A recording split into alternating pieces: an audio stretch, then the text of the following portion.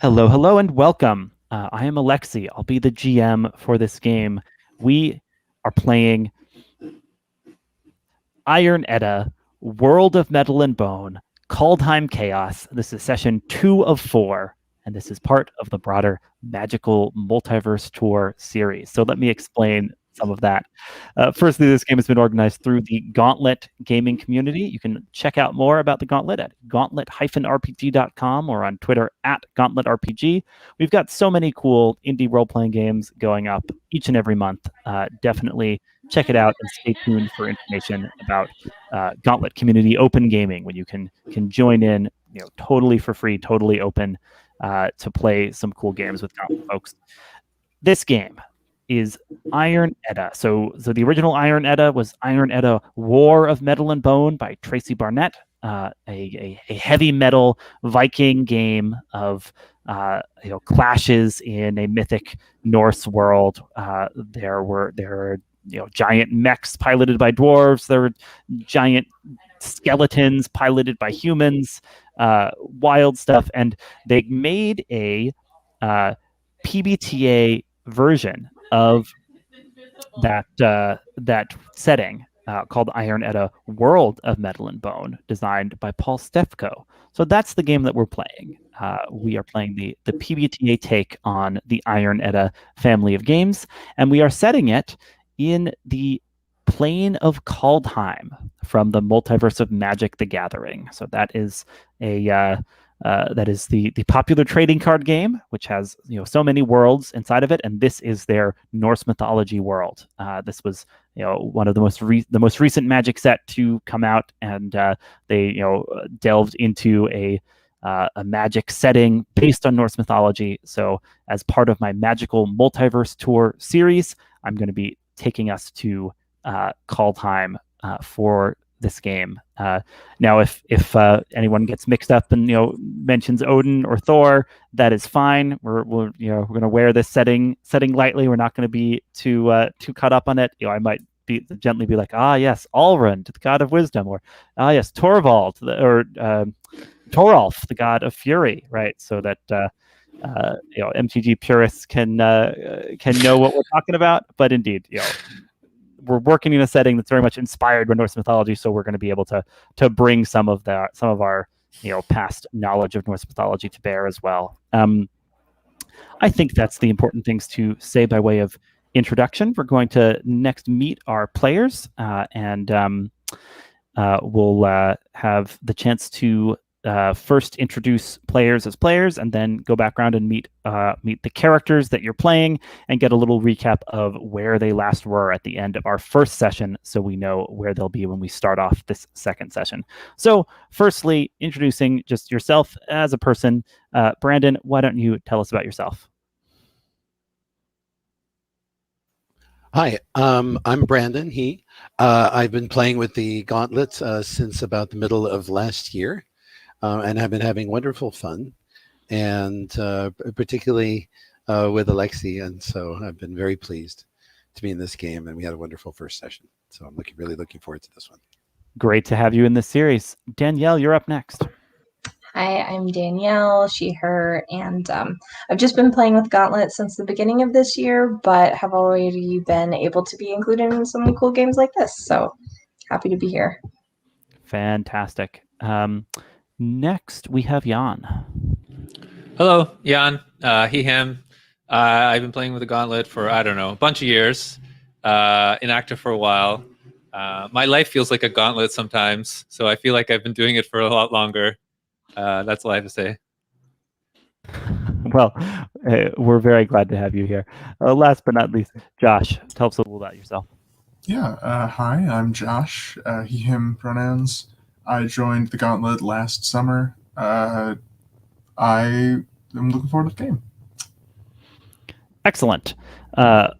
Let's meet the characters you are all playing. So we'll go back across this character keeper and have you each just introduce your characters. Let me go ahead and put that into the stream so folks can see the wonderful pictures you've chosen for these characters.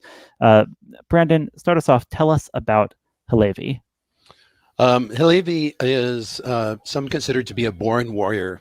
She is the cheerful berserker, and is pleased even when all seems dark and gloomy, as long as there's a chance to fight or a chance to fight in the offing. She has a tattoo for every boon companion who has fallen in battle. And fortunately not a tattoo of any of the current boon companions. She does not know who her father is, and is usually easygoing about this and teasable, as long as you don't press it too hard or use the B word. Her mother is a woman named Ursa, who raised her to be strong and independent, and ended up with a handful. She has generally remained out of politics, but has been sort of thrust into the middle of it by recent events and Sigurd's ascendancy, as she considers Sigurd to be a kindred spirit, and is doesn't necessarily wish to take sides, but doesn't wish to alienate her friends. Fantastic. And what was Hillevi? What did we last see Hillevi in the midst of at the end of the first session? When the group was attacked by the Skells in cowardly ambush, Hillevi was able to block an axe thrown out of nowhere, and charged a group of them and cut them to pieces. Then, with the help of everyone else, Siða, who wounded the sorceress, Otarr, who provided the background music, provided the background music that spurred her on, and Ulf, who wove a protection around her that allowed her to break out of a sorceress circle of black flame, was able to take on the sorcerer of the Skell raiding party and gut her, and thus cover everyone with glory, and herself with blood. So, and when we Same ended, thing. you were, I believe, still in the Berserker gang. She's still in Berserker gang. Right. Yes, she is. A little bit of it lingers after she has embraced Ulf, getting Ulf all bloody, for having used his staff to kneecap one of the Skells. Right. in Right. a, Yes, in you a want to good, bring and out good and Ulf's solid warrior stroke. spirit. Fantastic. We'll see how you cool down from the Berserker gang in this session, I think. Let's meet the next of our characters. So Danielle, will you tell us about Ulf? Oh yeah, happily. Ulf is a man in the clan. He, I think, also lost his father previously, or did not know him, but had only his mother, who was the holdfast Seithkona, the wise woman. And when he was going off to train as a warrior, and became bone bonded, when he came back, his mother was dead in some kind of terrible accident, and so he was left to pick up her bag of lots and learn rune casting, and which is not really a thing that men do very often. So he's a bit kind of torn between these two lives, and the honor and respect that goes along with the way of the warrior versus this kind of thing that he's taking up. But I think part of when he goes into his magic mode, he's got the staff of runes. His eyes kind of like roll back and glow, and his tattoos glow and things like that. So he's communicating with the gods, and I think finds that very, very meaningful. But yeah, occasionally he was able to use some of his magic to help Siða, and to cast on Hillevi so that she could run through fire and do this amazing damage, and then used his staff to kind of like stab a Skell clan warrior behind him. So that was that was where he was left, and then holding up under a very enthusiastic Hillevi who's like, "You're killing things," and he's like, "I'm not trying to. Also, now I'm covered in blood." So that's where he was last. Great. So he's survived this ambush. Woven some protection for his companions, but now covered in blood. He didn't himself shed at the end of all this. Let's meet our next character. Jan, will you tell us a little about Otarr? Sure. I think the first thing to know is that Otarr has a leitmotif, which is like a heavy metal, black metal riff that basically plays in the background whenever we get a shot of him in the show. He is basically dressed like he looks like in the photo all the time. He's impervious to cold. He walks around with like something like the Viking equivalent of shorts and sandals everywhere he goes. He's maybe one of the oldest people around, but warriors don't tend to live this long. And as a result of his old age, he's just like beat up and broken from all these battles. And as such, he's filled with stories. So he's taken up the skald profession as a respectable way to sort of end his life because he can't really fight that well anymore. He still's got some fight in him, but he's not known for his fighting at this point. But he's pretty clever and sly, which is why he's managed to live as long as he has. He's covered in scars. Yes, a scarred skald. Yeah, exactly. And what else can I say about him? He's got a little bit of magic. Yeah, he's got a little bit of a magic thing going on. He weaves that into through his singing. I think that's I think we sort of established him as having a little bit of knowledge in language, a little bit of knowledge in magic, kind of like again, he's kind of survived on his cleverness. And yeah, he has some connection to Ulf's mother, which we're sort of still trying to sort out. He would love to see Hillevi on the throne, although nobody knows that, including Hillevi. And he's trying to help Siða believe in herself a little bit more, because he sees some doubt in Siða's eyes. He's got bonds with everyone, but a bunch with Hillevi. Yeah, and last we saw him, he was straddling a corpse, about to do something we don't know what yet, but it was dramatic. It looked like he was about to play a drum solo on the corpse's chest with his drumsticks, and I'm excited to resolve that. Absolutely. Then let's turn to the last of this set of characters. Josh, will you tell us about Siða? Of course.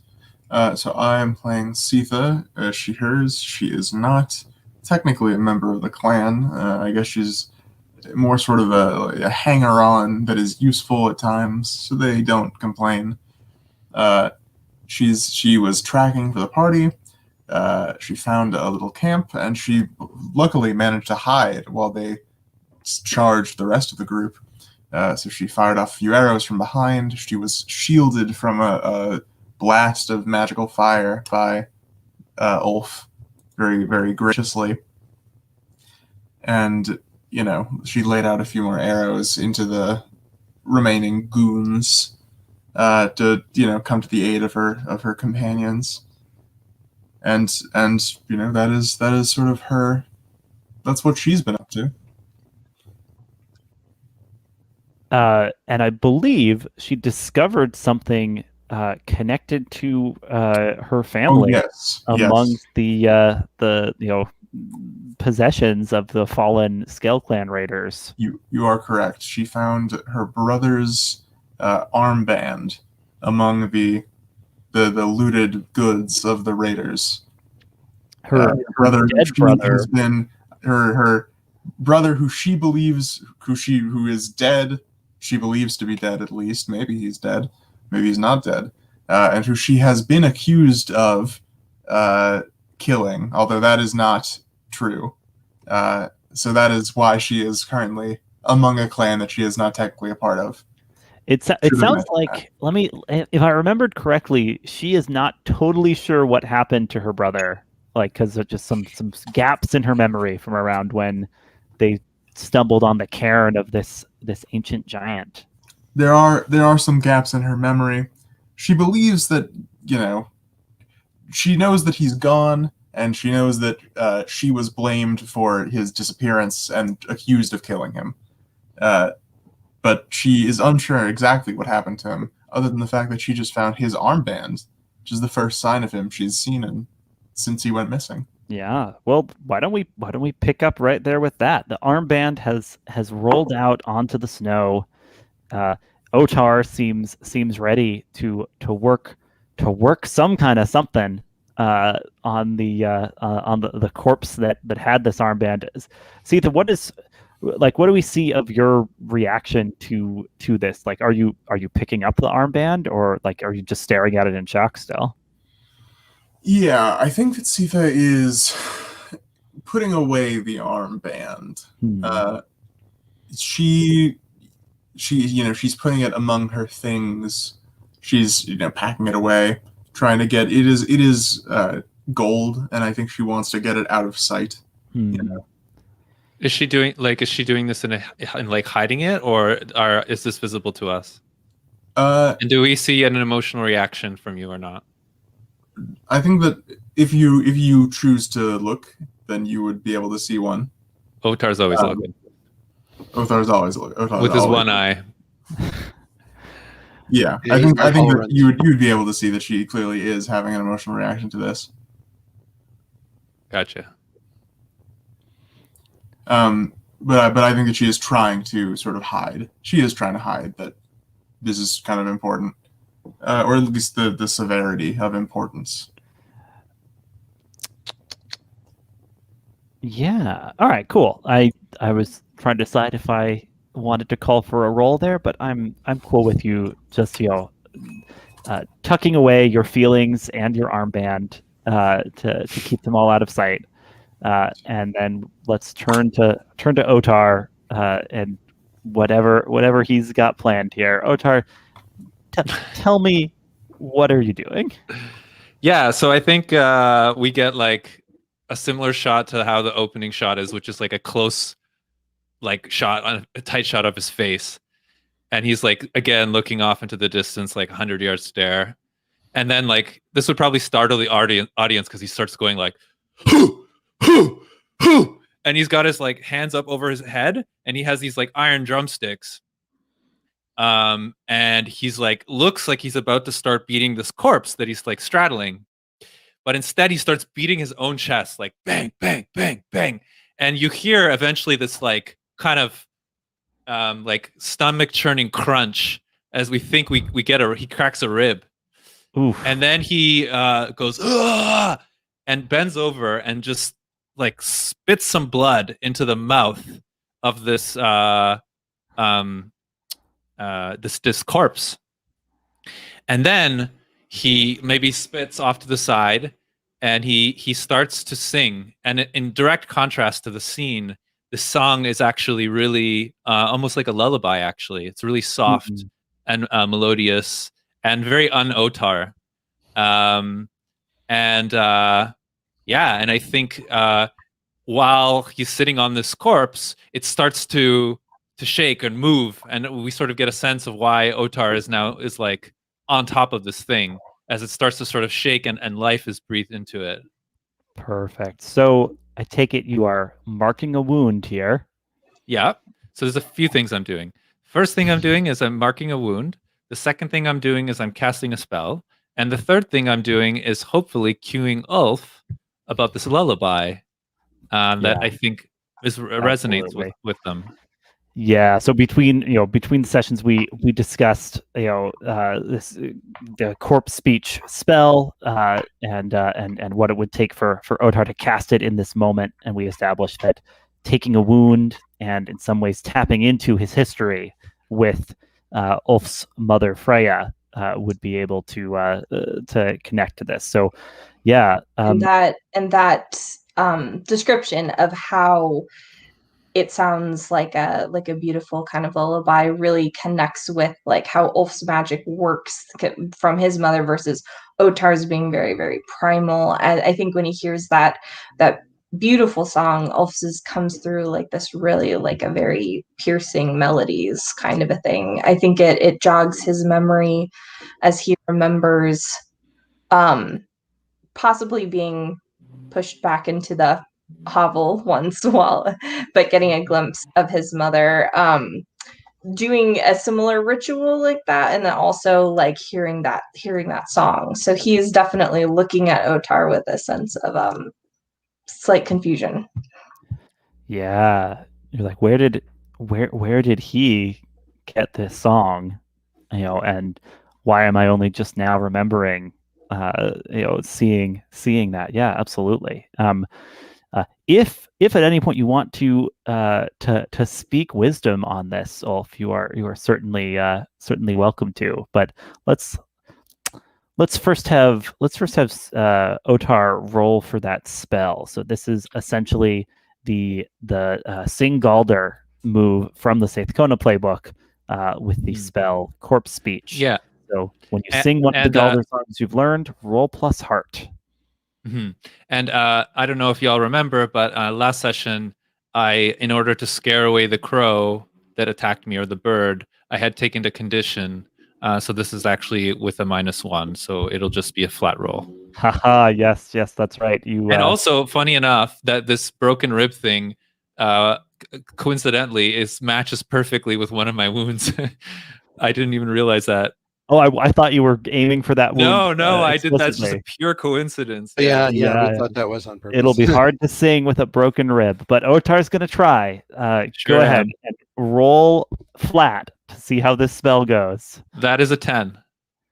Wow. No, with no modifier. No modifier.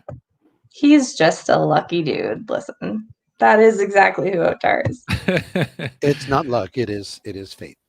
On a 10 Who knows plus, what it is? The magic is successful. So you spat blood into this corpse's mouth, and then what you hear is this like long like rattling breath as the newly dead raider on the ground kind of coughs, and the blood kind of spatters onto the snow, and his eyes open, but now they're glowing dimly with like a purplish light, as he says, "Oh, great, you're not done with me." Yeah, and Otarr will say, what will he say? He'll say, I have no time to deal with you. Speak quickly. Tell me what I want to know, and I won't take anything but the truth. It grumbles a little bit, but you obviously have it at your mercy, having summoned up this freshly slain spirit with your spell. So what is it that you want to get from it? Right. So I don't know if I can do this, Alexi, but what I want to do is I want to sort of like threaten him in such a way that he will tell me what he thinks is the most relevant thing for me to know. Kind of like leave the space open and being like, what I want.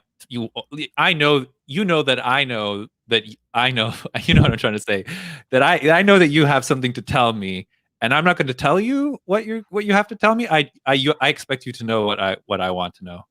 So you're playing mind games with this spirit. Yeah, I'm totally playing mind games with this spirit. Okay, cool. I think we'll cut away for a moment, and then check back in on that. Hillevi, you are on the other end of this battle, but I believe based on the fact you still have one hold, you have not quite left the berserker gong. So I guess the question is, what do you do? Is there something you do to leave it, or are you hanging on to that high for as long as you can? The first thing Hillevi does is to take a trophy, not a grisly one, but something, a piece of jewelry or from the sorceress in particular. Ideally from the sorceress. Yes, she was the worst foe. she had like a big like bear skull that she was wearing as a headdress. So you know, that will do well. yeah. And having rejoined Ulf, I am taking in what Otarr is doing, and I have not left Berserker Gang because it still feels like this is a situation where anything might happen. And so and also the blood still sings in my veins a little bit, and we have not yet decided to rest. So can Ulf, because one of my bonds with Hillevi is about how she courts disaster, but I can set her right eventually. I think that something that I can do is carve runes. So I didn't know if I can either have made or have like a little something that has a rune that has like talks about calmness or steady mind or something like that, and seeing Hillevi, like I think Ulf is used to seeing Hillevi doing this kind of like antsy, like she's still really up, and I think he would either give it to her or remind her, like, Hillevi, did you bring this? Like, it's no use being as passionate as you are if you can't focus it and come back down. are we indeed finished then? Are the scales gone? I think so, yeah. The skulls are gone. Well, I think you'd be like, except for the one that Otarr is brought back again and currently arguing with. I do not. I'm not afraid of the dead. Good. Well then, you notice that she closes her eyes and she takes out the rune that you gave her, which is on a leather thong that's attached to her belt. That's tucked into her belt, and she looks at it and she takes a few deep breaths and closes her eyes.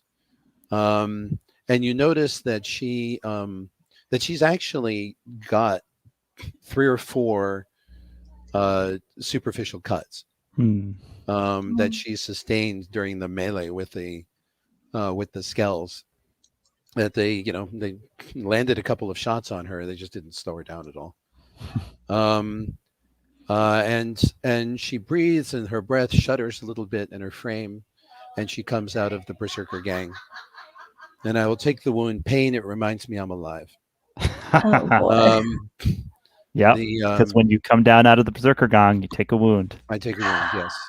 In this case, it's an actual wound. Not merely the exhaustion of the Berserker Gang, but she has been a bunch of small injuries whose pain she ignored because she was in battle fury.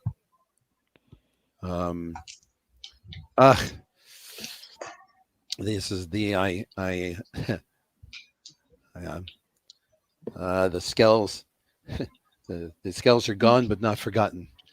She says as she rubs, as she gingerly picks it at a cut on her arm.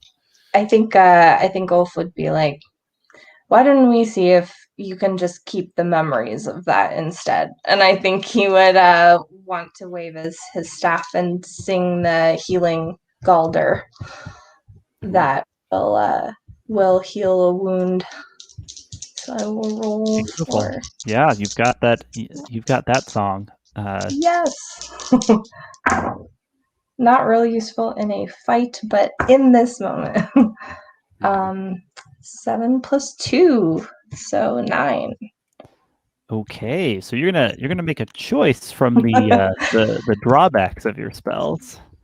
Okay. Well, why don't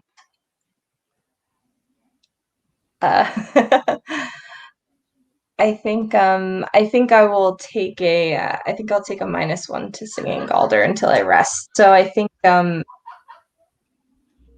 possibly because he's also a little bit like wounded, so I think as everything is kind of surging through him to heal, he kind of like winces, and something has gone awry in the magical plumbing that he uses. And so he is like, oh, Hillevi, okay. Hillevi puts an arm around your shoulder in a comradely fashion, but you realize what she is also doing is making sure that you don't stagger. Aw. So in other words, that you don't show weakness. Mm. So not that she doesn't say anything. She just does this and holds you up for that instant so that your knees don't tremble. Very nice. In order to save your face. Go ahead and remove that wound. And Ulf, what is as the magic heals Hillevi, does like that kind of glow from your markings kind of cross over to her? I'm trying to picture the way we see the magic taking effect. Yeah, I think that you see the kind of like blue wisps of magic sort of skate across her body, but then they glow in the cuts as it seals up. It sort of looks like a breeze, kind of a dancing across, but it's visible. And I think I don't know if I think it probably feels pretty like warm or light, but yeah. Hillevi says, "Well done this day. Your mother would be proud." I think he like it definitely hits him, that remark, and just sort of like nods, and he appreciates the arm, but also like feels the internal shame of like, I've gotta I should be holding myself up a little better, but nods in gratitude. Fantastic. Siða, I'm going to cut over to you. I think you can, if you, I think you can't help but overhear Otarr's conversation with this corpse, where now the dead Scale Clan raider is just rattling through a whole list of towns that he helped destroy, and calamities that he was part of, just like guessing wildly at like what Otarr wants to hear from him. He's like, oh yeah, there was the merchants peacefully traveling down the fjord, and we leapt from cover, sank their ships, took their wares. Is that what you were hoping for? No, not that one. Okay. Yeah. So as this speaking dead spirit from the mouth of this corpse is trying to confess something to Otarr, I wonder, Siða, what do you do? Yeah, Siða, she hates doing stuff in front of Otarr, but he is the one who has reanimated this corpse, so it seems rude to, insist that he leaves or something. So she just walks up in front of the corpse and she takes out the armband from her pocket, which she spent so much time trying to hide away. And she holds it in front of the corpse, very close, because, she's never been dead before. She doesn't know how well dead people can see. Yeah, it's probably not great. And then she says, "Where did you get this?" Oh, that? I didn't steal that. That was given to me fair and square. That's not and then an I think answer. I strike him in the I rib. didn't ask if you stole this, and she slaps. This is one stupid dead corpse with the armband. She Nice. hits him with it. And did Otarr, does Otarr also hitting the dead guy? I feel like we're I mean, like, piling if he's being sassy, I'm definitely going to give him a drumstick to the side of the rib. Great. So he's like, come on. Your friend already killed me once. It's okay. The armband was payment. This mad fellow, Bjorn, wanted us to guide him to the omen path we discovered. Yeah. I think that I don't actually think that anyone's, because Siða is right in front of the dead man. I think that none of you can see her face, but her face very clearly has a reaction. The camera can see her face drop when Bjorn is mentioned. Yeah. And she says, "Where is the omen path? What omen path?" Hidden in these mountains, an omen path to Axgard, the realm of the dwarves. You don't want to go there too, do you? Is he there? I don't know. We showed him the way. He gave us the armband. None of our business what he does with it. Yeah, she stands up and she curses. And then she puts the armband away and goes back to him and says, "Also, have you seen a troll?" Great. I think like the you hear the like rattling noise again of the like spirit departing from this corpse, because upon giving an answer that was clearly of interest, he feels he's held up his end of the bargain. Darn. Fair. Yeah. The corpse crumples in front of Siða, and she nudges it with her foot to make sure, and then, and then she sort of walks away in disgust. Is one of them still alive? No, you killed them all. No, that's just Hillevi. He's like... Yeah. Siða looks over and goes, "Well, not anymore, at any rate." Good. Otarr, you clearly got an answer that mattered to one of your companions. Yeah, that went exactly as well as it should have. That's kind of what I was hoping for.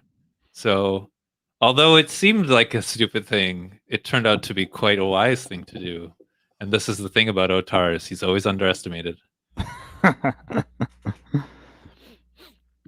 So it sounds like maybe the four of you will regroup and decide on a next course. Yeah. So now, as far as omen paths and tracking down this, what is your brother's name again? I can't remember. Bjorn. Bjorn, right? That sounds like it's taking us off this mission that we've been, tasked with. You've been sent to find a wise troll, right? Ursa, who is out here in the mountains. So the troll is in the mountains, and the path to this, what was it called again? Omen path. Yeah, right? there's an They're omen both path in the same mountains. Somewhere in the mountains as well. Oh, great! 2 birds, 1 stone. Yeah. So I think without a second word, I think Otarr just gets off this corpse, hawks a loogie, spits in the ground, and just strolls off in the direction of the mountains. Okay. I think Ulf is like, how are you feeling? Okay. He's trying to ask, as you know, you're probably bruising up already from beating yourself up. Oh yeah, you're running over to Otarr. Yeah, I think he needs some healing. Is catching up. Like, are you okay? Are you fine to keep going? Do we need to rest? And I think Otarr quirks a like an eyebrow at you, and gives you a sly look, and then just does like a drumstick thing in his hand, like, and then just like holsters this drumstick and just walks off. Otarr, are you going in any particular direction? Yeah, I'm walking towards the mountains where we're supposed to be going. I don't say this; it's just as a player, I'm saying this, but as Otarr, no, I think he just grunts or something. Siða, did you spot the tracks to the troll? That's a good question. Did I spot the tracks of the troll? I think you had. I think you glimpsed at the very end of the last session. You like glimpsed the silhouette of the troll higher up in the mountain, but obviously there were other things going on distracting you. If you would like to take a closer look around, maybe closely studying the situation, I'd be open to you doing that. I would love to look around, see if there are any signs of the troll before we just go traipsing off into the woods. Go ahead and discern realities. Roll plus I. Of course. My eye is 1, so.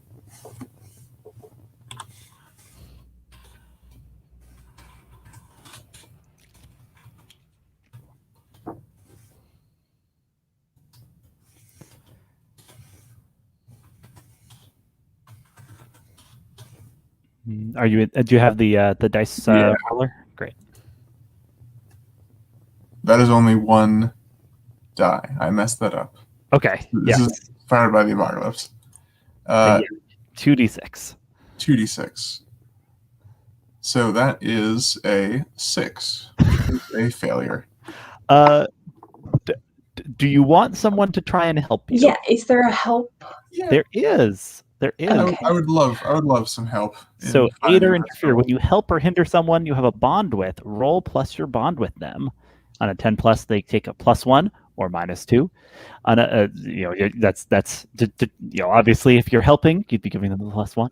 And Can more than 79, one person help? Well, I only need 1 person to help. So. Yeah, I know, mean, but fictionally, I think it would be interesting. you can narrate how you're helping, and then we'll have whoever's whoever is doing the most to help make the aid roll and see how it goes. Okay, so narrate exactly what you're doing, Siða, to check this out. Yeah, so Yeah. Siða is going up to where she saw the troll on the ridge. She's looking around. She's trying to find any, freshly stamped down patches of foliage and all of that. All those telltale signs of a big troll tromping through the woods. Yeah, telltale troll signs.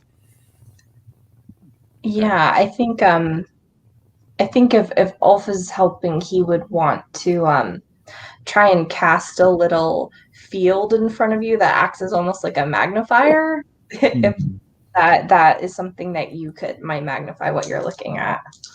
Yeah, and I think Otarr is gonna just start whistling like a little ditty about like the warriors are setting out to slay the troll, even though we're not slaying a troll.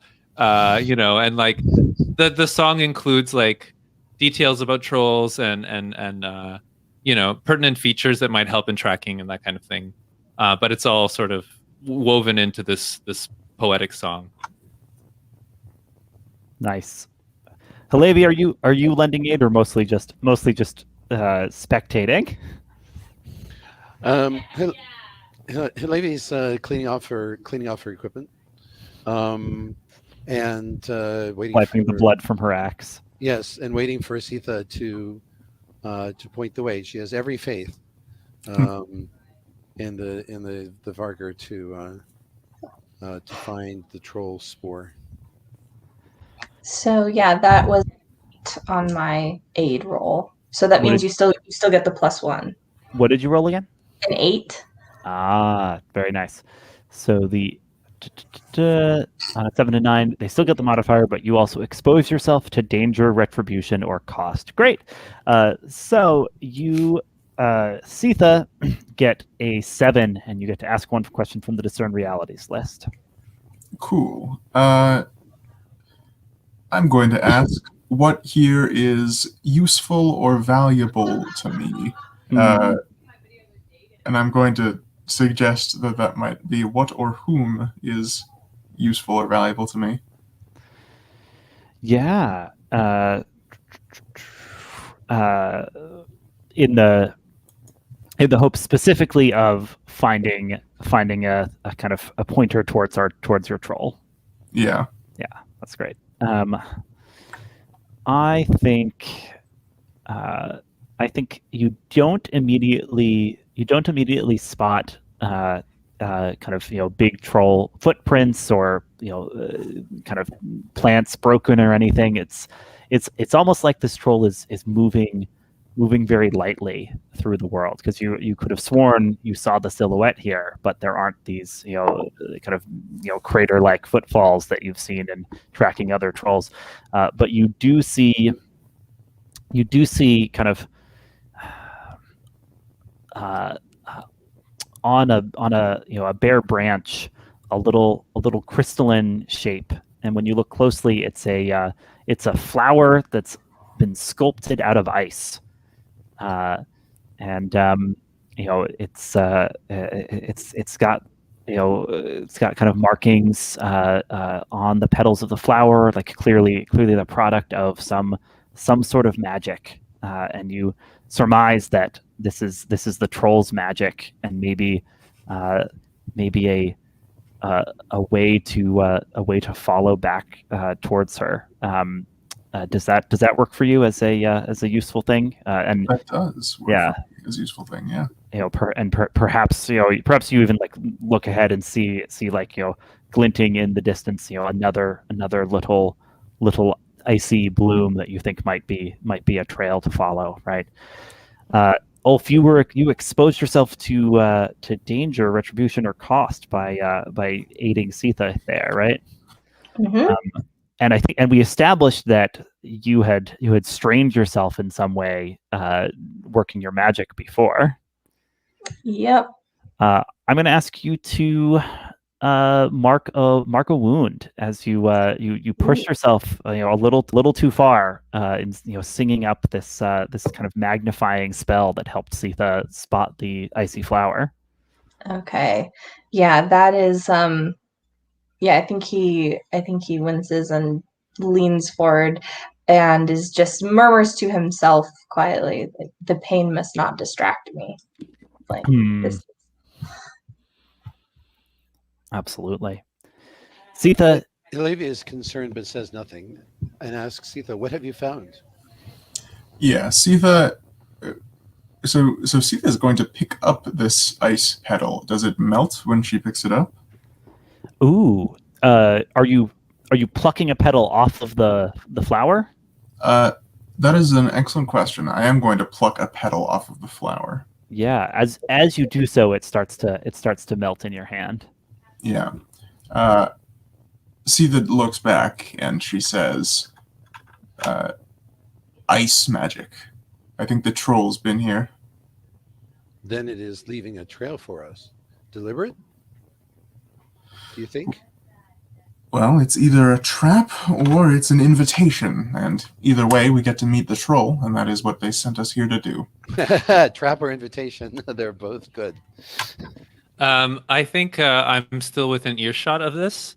Is it possible for me, Alexi, for Otarr to see if he can spot any other? Like, do I notice any more of these flowers kicking around? Yeah, if you're scouting ahead, you mean? Yeah. I set off ahead, but like as I said, I think I'm still hearing this, so I'm gonna use my one very good eye to try to spot a flower to see if it can maybe there's some kind of trail for us. Yeah. I wonder if we can roll this into your lore master move. Ooh, that is an excellent point. Yeah. Let me see. Lore Master, here it is. When you first encounter an important creature, location, or item covered by your lore. Now, here's the thing, though, is my lore covers Legends of Heroes Past. Yeah, exactly. Okay, so you're saying that it's relevant? I think it can be, yeah. Oh, okay, great. Yeah, so let's do that. So do I have to roll anything for this? No, it's just you just get to ask a question, and I have to answer you truthfully. Right. Okay. So then I guess if I'm going to tie it into my lore, lore's the legend here past. I guess the question would be, as this, what was the story? These flowers of these ice flowers had in this legend that I know, and how are they relevant to the hero getting where they needed to. Yeah, you know a story of a hero of old, a hero named Thorgast, who befriended a troll and was guided out of danger by ice flowers that the troll left for him. Uh,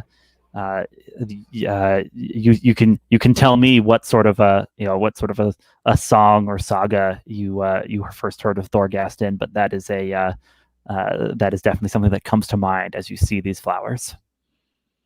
Yeah, I think maybe the perhaps I know a song. Maybe I even knew Thorgast distant relative, and Great nephew. and the song, yeah, exactly, and the song has been passed down, and I think maybe it's well known, and so I begin to sing it.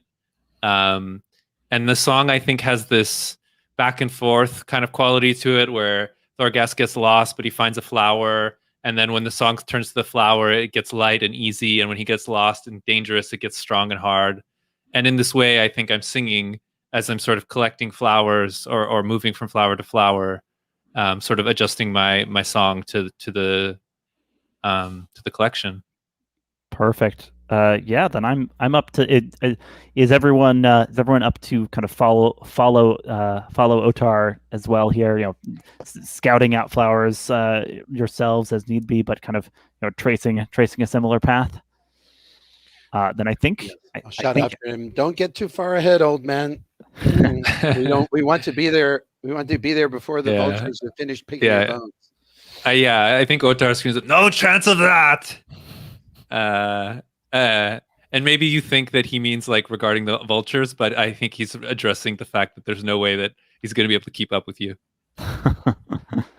yeah, once you put on some speed. Yeah. Otarr's getting a head start because he knows he's going to fall behind. That's great. Yeah, so I think the four of you, kind of wend your way up, up towards the summit of the mountain, finding these flowers, and after a few hours of this trek, Otarr singing this song off and on. There comes a moment where he sings the part of the song, and then you hear a kind of like rumbly voice sing back the corresponding part of the song from a cave looming just above you. Very cool. And perhaps we'll take our first break there, and be back at 20 past the hour to pick up some more play. Sound good? Mm-hmm. All right.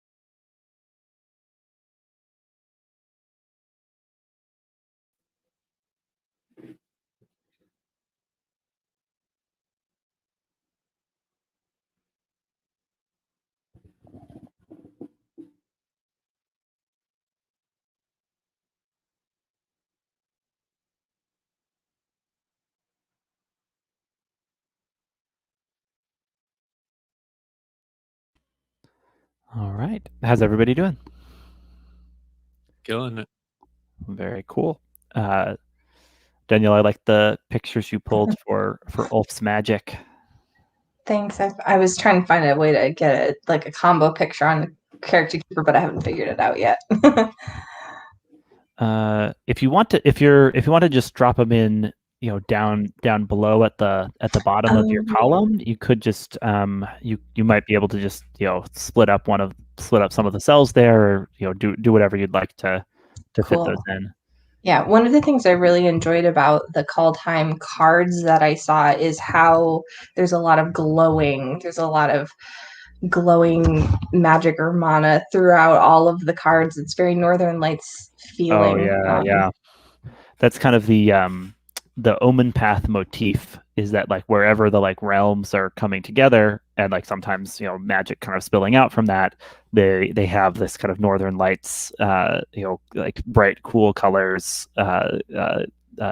present. It's very they get good artists to illustrate these cards and create the look of these worlds.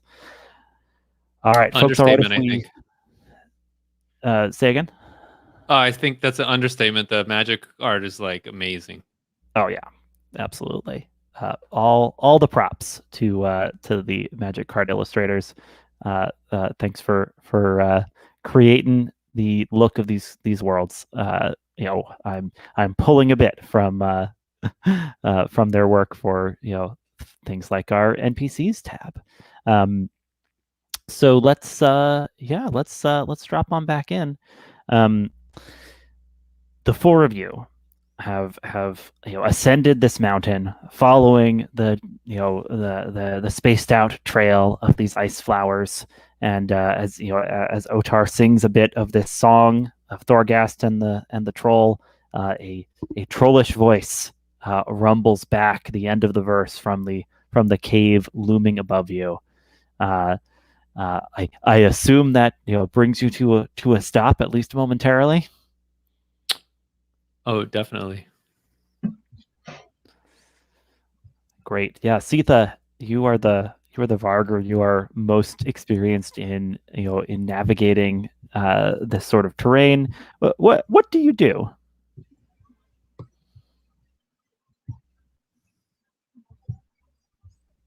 You're muted. Yeah, Siða is going to, Siða is going to be open with this troll, right? We are in a weak position here, and should be well aware of that. So Siða is gonna walks out into the open, very uncharacteristically, hands up. You can see her bow. It is not in her hands, and she says, "Troll, friend troll, we mean no harm. We're here with a request for Yrsa." Great. Yeah. So the rumbling voice speaks again. You mean no harm, and yet I saw you lay low many of your fellow humans. How can I trust you do not come here to do the same to me? The humans attacked us. We merely defended ourselves in turn. We have no intent to harm you or anyone. I think Otarr, he's still coming up the back. I think Otarr just sort of strolls by everybody, takes his spear out of his back, cuts off his shorts so that he's just buck naked, throws his spear on the ground, and walks into the cave.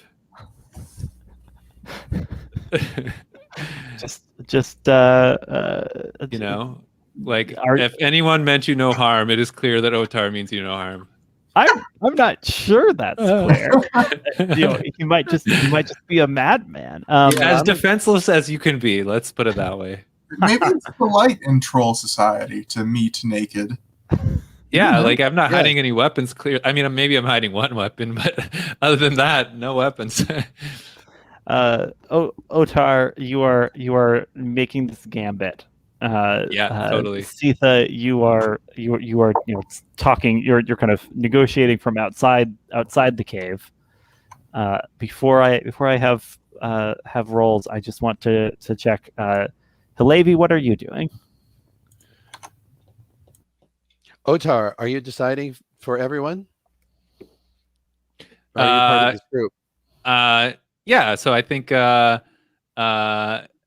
What would he say to that? Have you elected yourself leader? I said, always so wise, Hillevi. Do as you please. I mean this troll no harm. Neither do any of us. If you doubt my methods, then wait and see.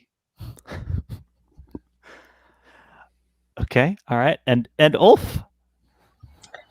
I think Ulf is just standing there with his staff, and it's just like, if Otarr thinks this is the wisest path, we will see. We will wait and see. I think either you just get heavy vibes of like, oh heck no, we're not all doing this. Like you just gotta. I think yeah. Ulf respects Otar's like age and his wisdom, but his methods just like they're just fully at cross purposes at all times. So and I think Otarr is more running off instinct and less off like I think Otarr has made it off instinct maybe. And so I'm not sure that he's always necessarily like perfectly clear about why he's doing what he's doing. Sure. Yeah. I think he just rolls his eyes and is like, he's touched by the gods, clearly. Because because if anyone can also is good at talking people into or out of things, like everyone knows that is Otar's strength, and it is not Ulf. So he's fully ready to just kind of like hang out. Yes, but the chieftain, the chieftain who is attended by strong men is listened to even more than the chieftain who is silver-tongued. So yeah, I'm not going to be far behind Otarr. My weapon, my shield and axe are slung. But you have not dropped them to them down outside the cave next to Otar's spear and shorts. I have not. All right, Otarr, but my hands are where they can be seen. Uh-huh. I have no stone or weapon in them. I'm being polite. Yeah, I feel like this is golden opportunity. So Otarr, you're used to walking around, fairly unclothed and not minding the cold. Suddenly you feel cold. And oh no! you look down and you see ice swirling up from below your feet. Great. You're encased in a pillar of ice from the waist down, as the troll says, "Not so fast." Perfect. Hillevi, it addresses you.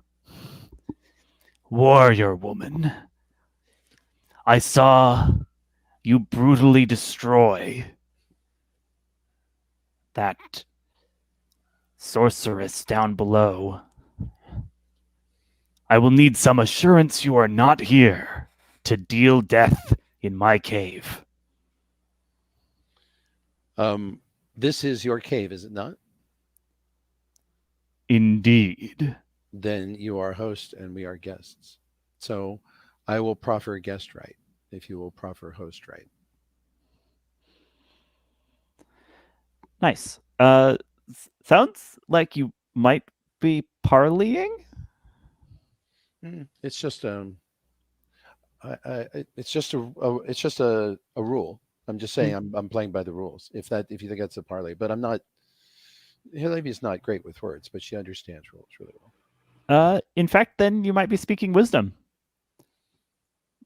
When you draw on the teachings of your clan or your own experience about a subject, roll plus heart, and so you are you're kind of putting forward this this idea of guest right, yes. And hoping it applies to trolls. I'd love for you to roll plus heart and see how this wisdom holds up for you. Does that sound all right? And I say yes. I will offer guest right to Ursa, whose name is the same as my mother. Because that is in fact her name. Yeah, that's which I true. wrote down before you named the troll. Yeah, I'm amused by that coincidence. But Yeah. I didn't roll very well, so my words come out clumsy and disjointed. Yes, that is a 5 I'm seeing there. It is, and I have no bonus, so it's a 5. Does anyone want to help Hillevi, or shall we let that roll? Otarr, and then we get a poignant shot of Otarr frozen in the. Yeah, I would. We would need two of us to help then. Yeah. So perhaps we will let it stand. Hillevi, go ahead and mark experience. I think yeah.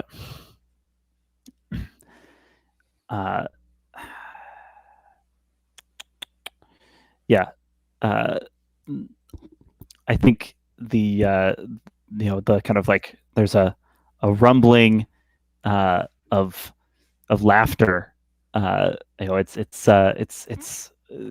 takes a second for it to sink in, but yes, that must be troll laughter echoing around this cave, and the Hillevi grits her teeth and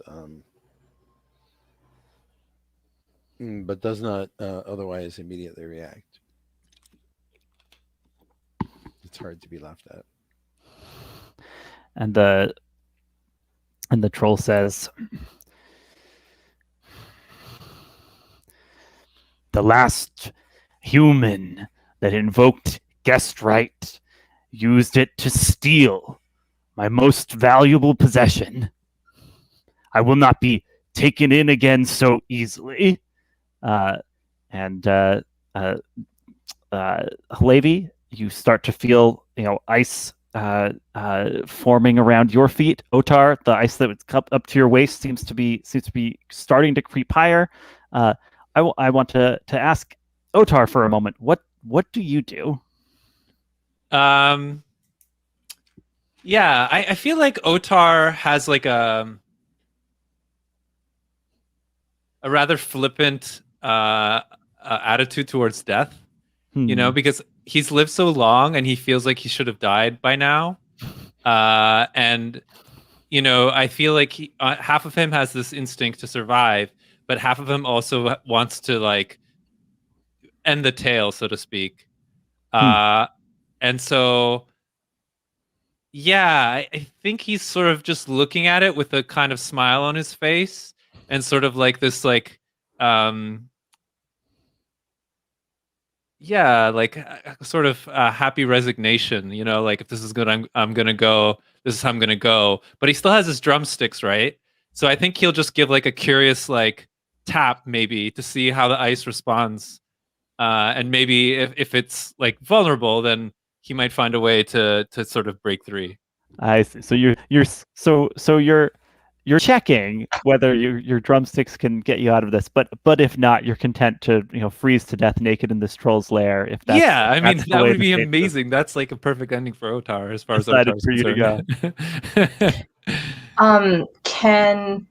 Is Otarr gonna has something else to do? I'm trying to decide if there's a role called for here, or if this is just Otarr kind of smiling down at himself being engulfed in ice as he taps it with the drumsticks a little bit. Well, the tap is to see if they're vulnerable to them, right? All right. So if there is some vulnerability, then Otarr will like drum his way out of the situation. All right, then let's have you defy danger, and then we'll check in to see what other people are doing. Defy danger, I make with what stat? It depends. Are you doing this by deflecting, avoiding, or powering through, with quick thinking, through mental fortitude, or using charm and social grace? I guess it could either be quick thinking or it could be I'm gonna go with quick thinking because I think this is like less about being hard and like it's more just like I got these iron drumsticks, I see this ice coming up, I'm like yeah, okay, let's give it a shot, and then brrr, and we've sort of established that I'm good at drumming, so I feel like I would be good at this. Go ahead and roll plus I. All right. Dink dink. Oh, that's 46s. I don't want that. 7. Nice. On a 7 you stumble, hesitate, or flinch, the GM will offer you a worse outcome, a hard bargain, or an ugly choice. Mm-hmm. I think yes, you can break through this ice and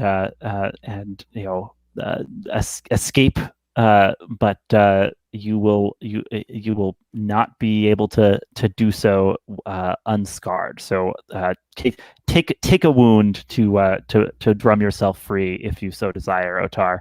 Otherwise, you will become a pillar of ice waiting for someone else to rescue you. Yeah, and I think probably the wound is like we he's like drumming maddeningly, like and we just see ice chips flying in the air, and then he gets down to like where his feet are and he drums maddeningly, and then we just see like a black toe come out with like a couple ice cubes as he misses takes out a few of his frostbitten toes. Okay, so a loss of frostbitten toes as part of the fee here to escape from the trolls' ice. A hero's tale is written in scars, indeed. Hillevi, what are you doing? The troll kind of rebuffed you and ice started to form around your lower extremities as well. And seeing what Otarr has gone through, you probably get a sense that it's bad to let that happen. That's right. So I'm Hillevi goes desist or make your worst mistake. Oh, troll of the ill-omened name. And she is going to work herself up into battle fury. Oh wow! Oh goodness! Unless somebody intervenes, which Yeah. she will allow. That's part of what the speech is for. Okay. I think Ulf is like, all right, this is going excellently so far. I think he steps forward and kind of throws an arm out before Hillevi can get maybe all of that out, and is like, if humans cannot respect the rights, then it is only right you would not respect it when we invoke them. But will you respect the gods restraining us? And I think he would want to draw on the floor a rune of like binding us all to honesty in some form. Like as long as you're in the circle, you can't lie, sort of a thing. And I would love to use spell carving, see if that counts. Yeah, when you inscribe an object with runes of power, you want to create a magical field of truth here. Yeah, and I think he would probably invoke Allrund. I don't know if we know what the troll's religious situation is, but since she doesn't like battle, maybe she'll respect magic. So yeah, I think Allrund's the right choice. Because the trolls don't necessarily get on with most of the gods, but Allrund is specifically a god who has sought out wisdom in all of the different realms, and kind of met with the frost giants, fought with the cosmos beasts in order to learn from them, right? So perhaps invoking Allrund is a smart call. Let's check spell carving. So I get to tell you the cost.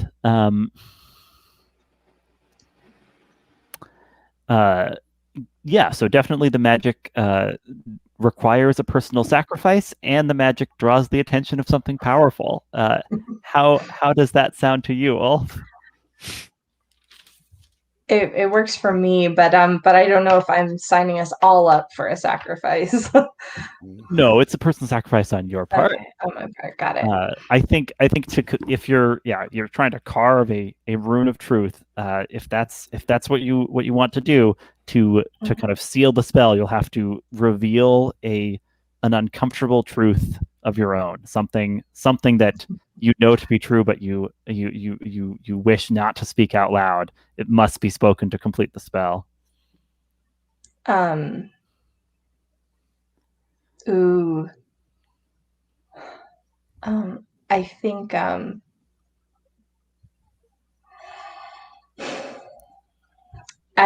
as he is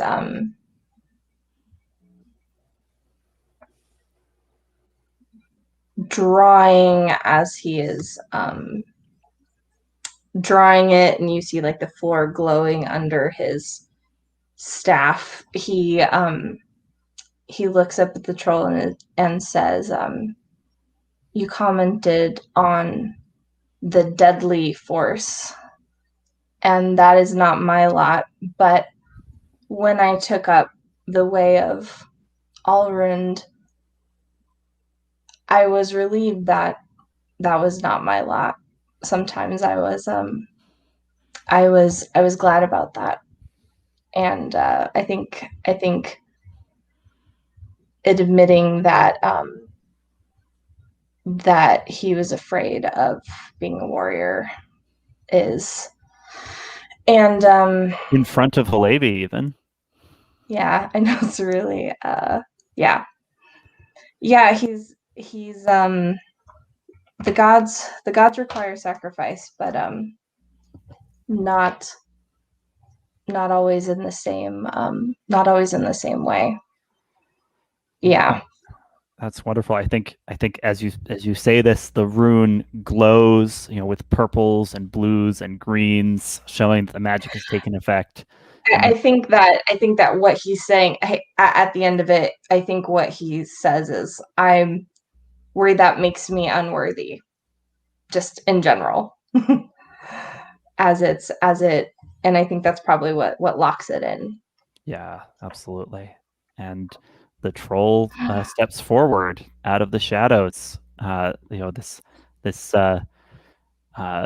being, taller, broader than any human, with kind of stone-like skin and long fern-like hair. Like, it's kind of like the moss that grows on an old boulder, but it forms her hair. There's little moths even kind of nesting in it. And she says, "Very well. Let us speak not but the truth, and do so quickly, before this spell of yours brings doom down on us all, young Saith Kona." Siða, I think you were the only one who hasn't necessarily entered the cave yet. Do you enter now? What do you do? Siða is going to step back into the truth rune, wherever that is. It's a sign of goodwill. Good. So yeah, I think you see maybe like veins of this magic kind of spread through the cave, and it's clear that this rune has made the cave a realm of truth telling, where anyone inside the cave can only speak truly. So in that case, Siða is going to enter the cave. As long as, it isn't like obvious that entering the cave is a provocation. No, it seems like at this point the troll is open to hearing you, especially because of the assurance provided by the rune. Hillevi, are you kind of taking calming breaths? Like what does it look like if you are if you were about to enter your rage and then your companions intervene? I am first off, when Ulf pronounces her truth, Hillevi makes an elaborate show of not hearing it. Oh, just trying not to acknowledge what Ulf has said about his. She scratches her ear. I couldn't have heard that because I was distracted. She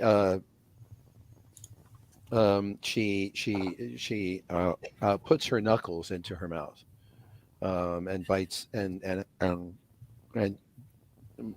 bites down on it as she heaves breaths in and out, and her frame shudders a little bit as the nascent battle madness leaves. I'm going to ask you to defy danger, Okay. right? Because that sounds very much like defying danger through mental fortitude to try and hold to yourself and not give in to your battle rage. It's a 12. Wow. Okay. Natural 12. The dice believe you that Hillevi is able to master this rage, and Which Hillevi is not known for, by the way. Yeah, I knew she had it in her. But for Ulf's sake especially, she masters herself and she sweat drips off of her, as cold as this cave is. I'm actually curious about that. What about Elf specifically gives Hillevi this power? Well, it was that Ulf, she does not. She wants better things of Ulf, and she does not want to shame Ulf's effort and sacrifice. I think Otarr's seeing this, and maybe there's something else too, but it has not been spoken of. Yeah. The troll looks around among the four of you and says, "And you, naked old man, what do you come here in search of, if not blood and spoils?" Yeah, and I think his answer will be very blunt, and he'll just standing akimbo, maybe facing towards the troll, just be like, "Truth or a quick death."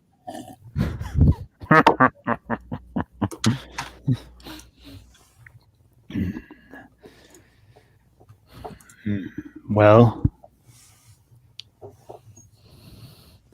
perhaps I can provide one. Okay. She just lets that hang there and waits for someone else to speak up.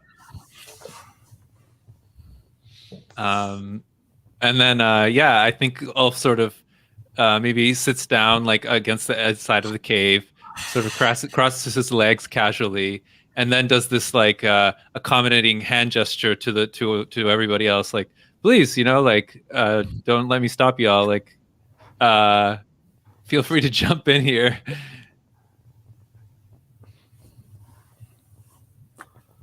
Beautiful. Siða, the troll looks to you. Yeah, I say that. No, I'm not muted. Good. I was going to check. Siða looks at she looks at the troll. She says, "We were sent by the Jarl of what is the name of our holdfast?" Oh, I don't think it has a name. We can come up with one, but I think we haven't named it yet. Ooh. We were sent by Jarl. What is the name of the Jarl? Torvald? Jarl Torvald. No, it's not Torvald. It's what's her face? Because she's just acting in stand. She's not, but she's not the Jarl. That was so. Were we sent by? Let's Gunnel. Yeah. Just to make sure we're on the same page. Sigrid sent us. Yeah. Yeah, Gunnold sent you to find help for Torvald. I don't think we know one way or another whether Sigrid, the acting Jarl, has any knowledge of your quest. Oh, I thought it was Sigrid. Okay, fair enough. Sorry. Yeah. No, this all went by quickly at the beginning last time. So if you want to, we can just take that again, since you are in a realm of truth telling. So whatever Siða understands to be the truth would be what we hear, right? So Siða says, "We were sent by our holdfast, by the elders of our holdfast. Our Jarl is ill. He was poisoned. We need help."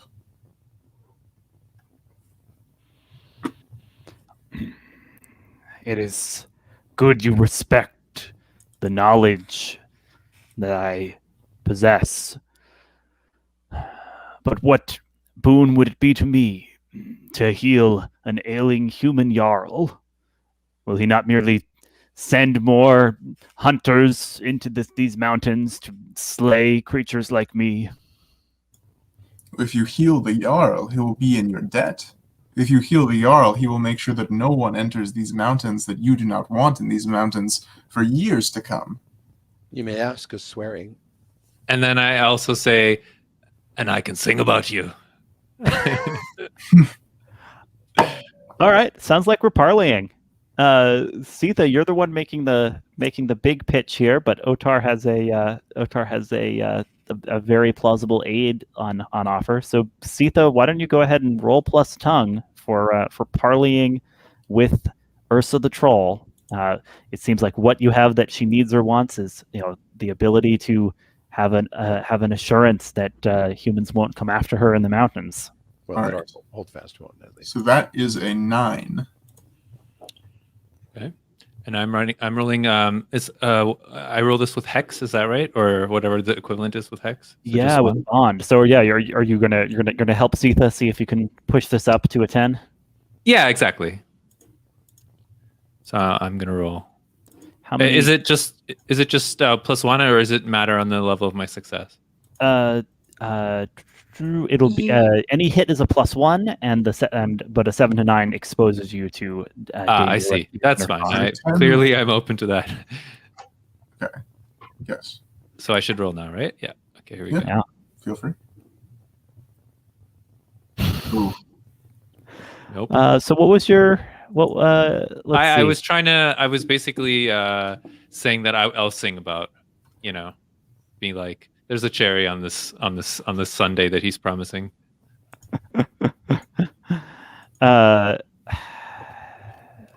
And yet we have a miss there. Well, Sure do. Mark XP. Yeah, go ahead and mark XP, Otarr. I feel like it's going to be worth it, judging by Alexi's tone. Sometimes I have no idea. I'm handing it to you on a silver platter, bro. Yeah, great.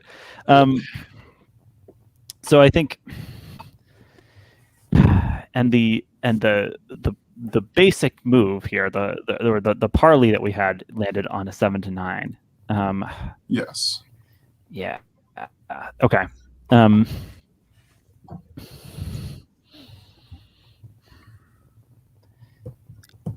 Yeah. So she says, "You make a compelling case, humans. If you are able to provide what you promise, I can help to heal your Jarl. However, I will need assurance that I will be protected when I venture among your people. One of you must mingle their blood with mine and become a blood sibling." I will do it. Yeah, and I definitely Otar's not gonna let Hillevi do it.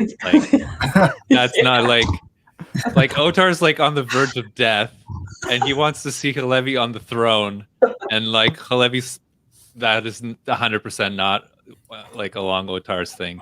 How are you going to stop me?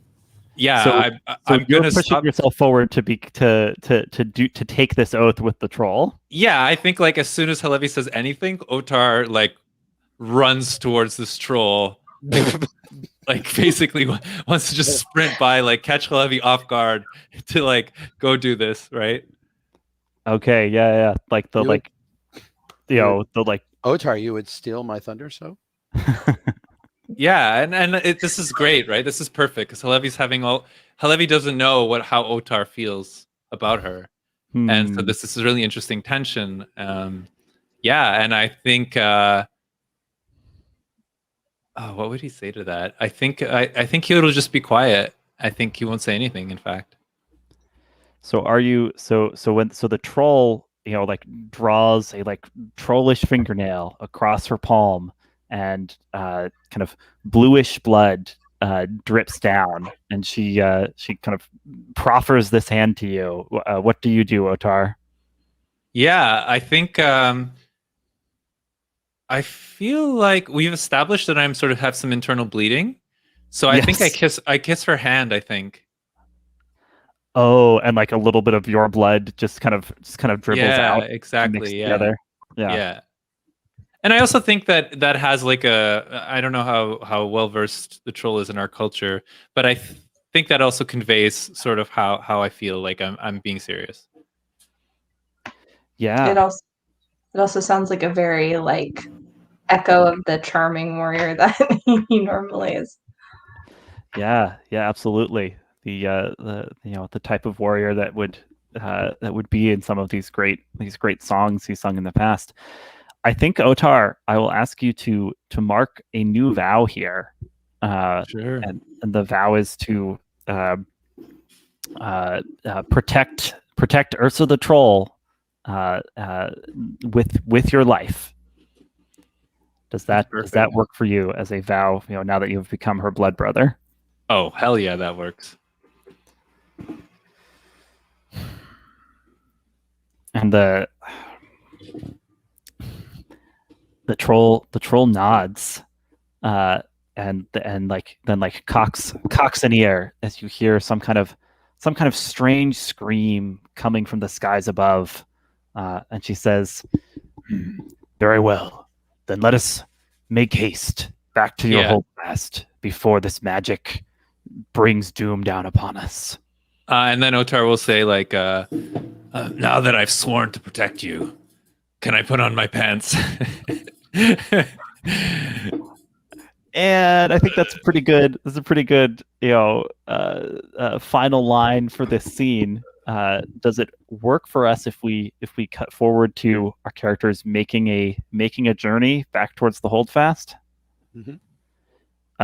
There's a role for this, and perhaps we'll make this role, and then take our next break. And depending on how the roll goes, we'll either see see problems on the way home, or after the break, see our characters arriving at the holdfast, perhaps. So when you travel through hostile territory, and we've established that there's there are sources of danger in these mountains, so I think we can call it hostile territory. Choose one member of the party to act as trailblazer, one to scout ahead, and one to be lore singer.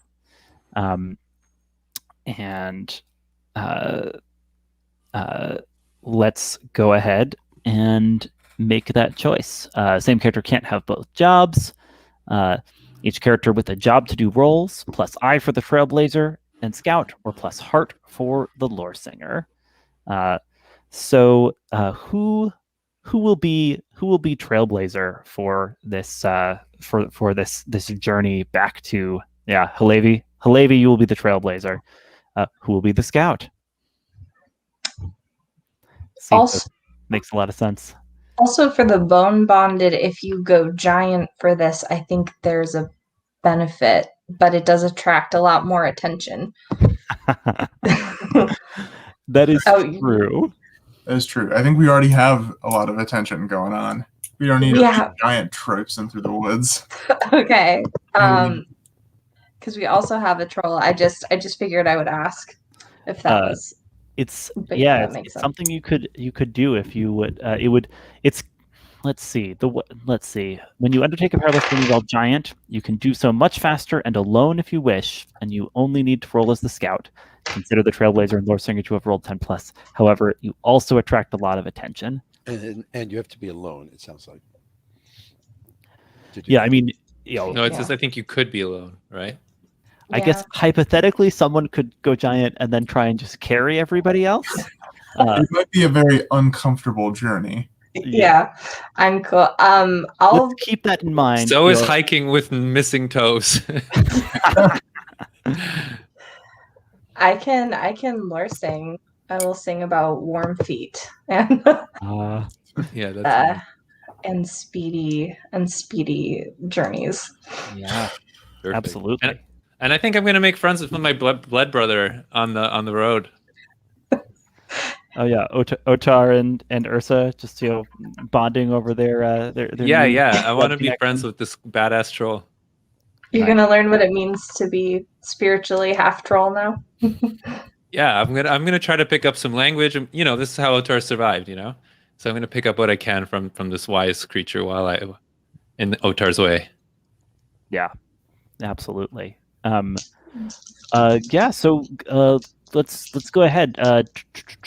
Trailblazer, roll plus I. So that's Hillevi.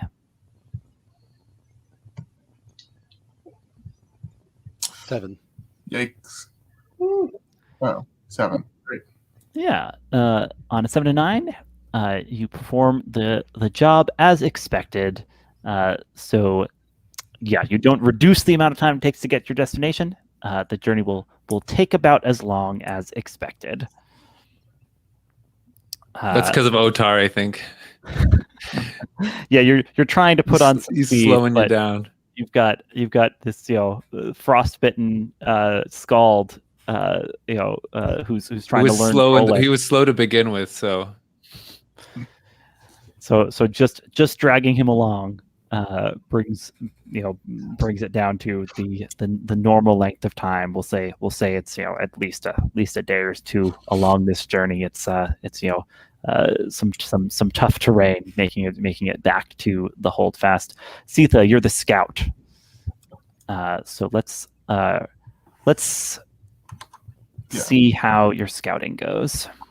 All right, so that is a 9. All right. No one gets the drop on you, but you don't get the drop on them either. So it's it's kind of up to me which way that goes. But we'll say that overall, Siða, you're kind of covering all your bases. Doing all that good scouting ahead. Checking for ambushes. You spot evidence of places where that Scale clan party had been before, but it looks like you successfully mopped them up. The biggest thing you see along the way is that there are a few dead mountain oxen, right? These big hardy beasts, and something has killed a couple of these and left them all kind of pale and drained. Like weirdly enough, there's these slumped over oxen looking exsanguinated. And Ulf, you are the lore singer for our journey. Will you go ahead and roll plus heart? I think it is. All right. Ooh, you're just squeaking by. I used the dice roller. That was a 7. Great. This is a journey of a journey of 7 to 9s. Could I make a roll here too, Alexi? A help roll, you think? No, actually, I was gonna say that I think I fictionally positioned myself to do a discern realities on the troll. From the conversation we've been having along the way. Yeah, that can represent the conversation you've been having with the troll. Totally. So as far as Ulf lore singing, what it means when you get a 7 to 9 is the journey costs the amount of ferth that would be expected. You aren't able to kind of reduce the rations, the kind of preparedness for the journey that is chipped away at along the way. So I'm going to say each of you should clear 3 checks from your ferth track. You will have the chance to restore that at the holdfast. So I'm not certain that that 3 is fair in like a broad sense, but I feel like I should give you some kind of reduction, since probably soon enough you'll be able to bring it back. Well, we're undergoing this journey after doing at least one battle and and a huge conversation, so we're just trekking along barely. Yeah, and like the two of you that are less fighters have taken a bunch of wounds, which probably does like slow the party in some ways. Yeah, Otarr, for your discern realities, where we say you've been deep in conversation with Ursa the troll during the journey. Mhm, Go ahead mhm. and roll plus I. Yeah, and I imagine like we get like maybe we see the other group members like seriously engaging in this thing, and then we get these like belly laughters from far behind as Otarr and this troll maybe are having a good time with one another. Or maybe not. We'll see on this roll. That is a 3. Oh, no. Okay. Oh man, Otarr and this troll What really did you can't call- get What along. did you call him? You're I trolling. think you said something untoward. Okie dokie. So I think we'll take our break here, and when we come back, we'll find out exactly what state this party is in as they are getting closer to the holdfast. Take take 10 and back at 17 past the hour, and then we'll do the last part of our session for tonight.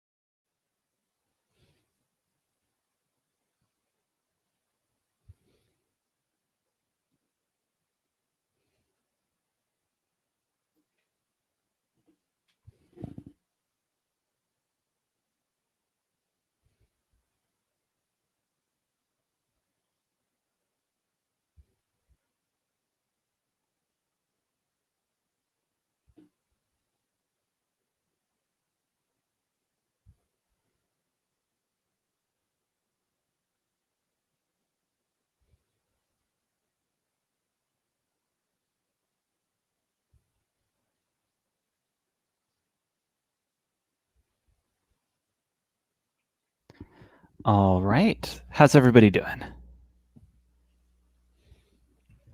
Good. Right? I really thought we might, we might be back in the holdfast, dealing with some political stuff. No, No. the conversation went that poorly. No, not to worry. Not to worry. It's all for the good of the story, I feel. So Siða, scouting ahead, you're getting a sense of the challenges that your group might face. You've successfully made your way down the mountain, skirted around a place where it seemed the mountain was a little unstable. There was a chance of avalanche or rock slide. There's a lot of animals seemingly spooked. So you kind of route around a place where some mountain elks were kind of stampeding almost, right? So it's a little dicey, but you're doing well at bringing your party towards the holdfast. And you get to a narrow pass that you have to go through to exit the more mountainous region and approach the holdfast, and kind of blocking the pass, trumpeting at any creature that comes by is an enormous and angry mammoth. Let me pop in a picture so we can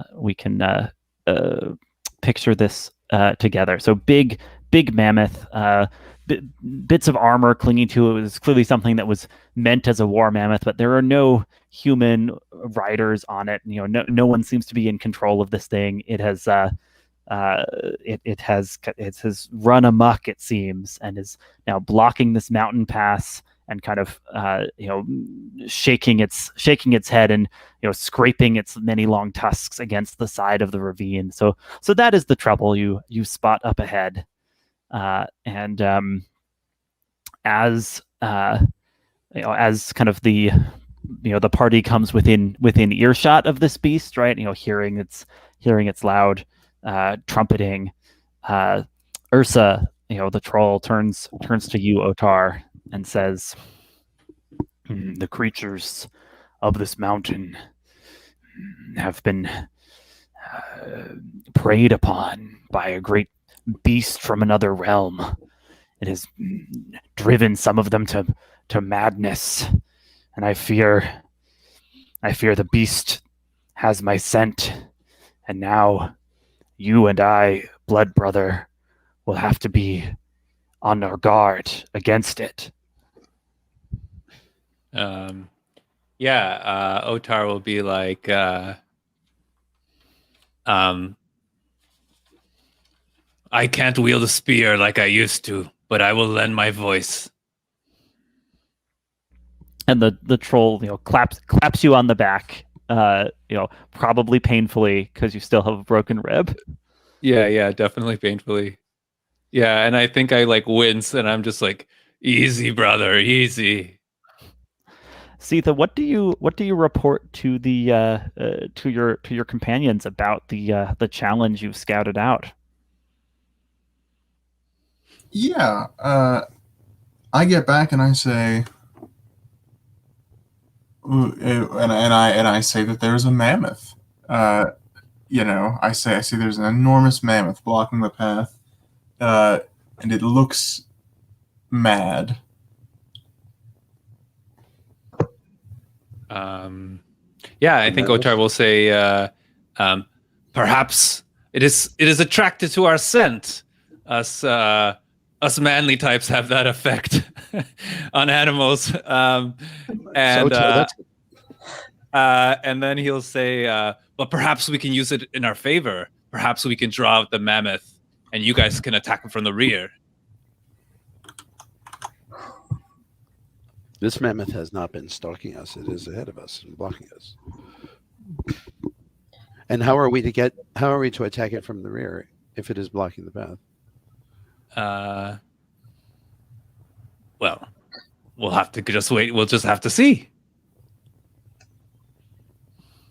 I think Otarr is perhaps onto something. I think Otarr. If it's in the head. Hillevi's muttering under her breath about Hillevi's pissed. oh. If it's, did it look? I was gonna say, are mammoths a thing that we've heard of a lot in these woods? Because it doesn't sound like it. No, they're war creatures. Yeah. They're not native beasts here. They're harnessed Yeah. specifically. And I relay that the mammoth was in Sieges. war gear. It sounds like it's a fugitive from a war from elsewhere. Otarr, could you use your natural advantages to get it to go back to where it came from? No.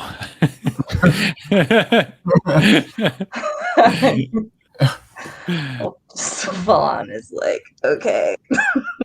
All Uh, right. I will arm Siða for battle. raises another finger and says, actually, Otarr does raise a good point, a different good point. If they're attracted to your scent, then maybe we can mask it and get past it somehow. We could calm it down. I'm a stinky. If it were, you say it's mad. If it were an ordinary mammoth and calm, it would keep its distance. If we were an ordinary mammoth and calm, then we might be able to even walk past it, you know? Yes, it would keep its distance. So calming The troll like casts a like anxious look towards the sky and says, "Whatever you decide to do, I suggest doing it quickly before bigger problems arrive." very well. And I think, like, in an effort to sort of, because I think Otar's picking up on this annoyance from Hillevi, and I think in an effort to please, or to just like get in better graces with Hillevi, Otarr will say something. We'll just say, "What do you think, Hillevi? What should we do?" If the beast is mad, there is nothing but to drive it away. Very well then. And large, even a beast as large as that has vulnerabilities. The warrior wants to fight. I understand that Hillevi is more than capable. I just think we should, before we throw our best warrior at everything in front of us, it would be good to have an idea of how to soften it. Because it sounds... gladly... I'm sorry, go ahead. Oh no, it sounds like it's from elsewhere, and we're in the mountains where oh no, wait, he doesn't know about the Omen. He doesn't know about any of the stuff that you learned, right? About the Omen Path and Bjorn and stuff. Only Otarr and Siða know. I mean, Siða, did you share anything about the Omen Path with the rest of the troop? You don't have to have told them about Bjorn, I think, if you were like... I mean, I think that it was probably audible. Okay. I think you could probably hear the this, you know, like the raspy undead voice, you know. Okay. Interrogation. I think you'd just be like, we know that there might be portals to elsewhere in these mountains. But yeah, go ahead. Yeah, I think Otarr will say, "We have no time. Someone make a decision." I will. Then I decide. I will screech and I will bang my axe against my shield. Cool. And roll my eyes up in my head. Yeah, and I think as I see him up into the berserker gun. All right, doing Hillevi, that, you're berserker ganging up. My drumsticks get in the air, and then I turn to my new brother and I say, "Watch," and then I start with the drum beats. And I want to cast. I want to help out Hillevi here. All right, let's. Probably not necessary. I got a 7. 7 on berserker gang. Yes. No, go ahead. Go ahead. I wanted to cast do an inspiring tale, which would give you. That can help because you could reveal an enemy's weakness that way. Yeah. So I think that's what I want to do. All right, so Mark, you've got 1 hold for Berserker Gong, Hillevi? I have 2 because I have Wolf Clan's advantage. Yes, very well. Otarr, go ahead and roll inspiring tale. See if that can give us something here. When you tell your companions a tale to inspire them, roll plus tongue. What is the tale? What's the because there's a musical component, but it sounds like there needs to be a tale associated with it. Yeah. I think this is going to be more metaphorical. I think that the tale is going to be about an angry king. An angry king who'd lost his mind because perhaps his wife was killed, and he was acting irrationally, and everybody tried softly to calm him, and then someone just like struck him, like slapped him in the face or something, and that broke him out of his whatever. And I think that maps on to kind of what's happening here. Go ahead and roll plus tongue. Unless did you already roll? 14. Or? No, wow. I just did. For real? The dice for real 14. The dice have changed their minds. All right. You can go ahead and hold 2, which you can spend to reveal an enemy's weakness, reveal an ally's strength, reveal a welcomed truth about your situation. So that's something hold you can kind of hold on to and spend when needed. But you can start with one right now if you feel you've got one. Yeah, I feel like I have 2. I think that, and let me know if this is okay with you, Alexi. I think perhaps the singing is well matched to the situation that's revealed in front of us, and I think what it is I reveal that I think perhaps in the story the metaphor of a slap is sort of like all you need to do is like sort of startle this creature and because it's already sort of in the state. And so I want to say that maybe this creature just needs to be like maybe it has an open wound or something, and all you need to do is maybe strike it, and that pain will be enough to sort of get it on its way. And I think that's also like I want to combine the enemy's weakness and the welcome truth into sort of one, where if you manage to strike this part, then it's likely that this thing will be scared away. I buy that. Yeah, that works for me. So Hillevi, with this tail ringing in your ears and the like red mist swirling in your eyes, are you heading towards the mammoth? I am. I go towards the mammoth I'm going to sling my shield because I'm going to need both hands. And I'm going to move towards the mammoth at a trot. I'd like to say, with Otarr's permission, that the welcome to truth is that this armored mammoth, that the head armor is broken. Sure, that sounds right. And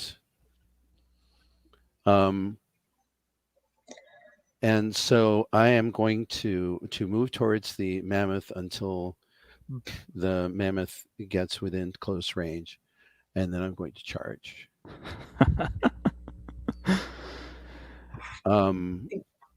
I screaming as I go.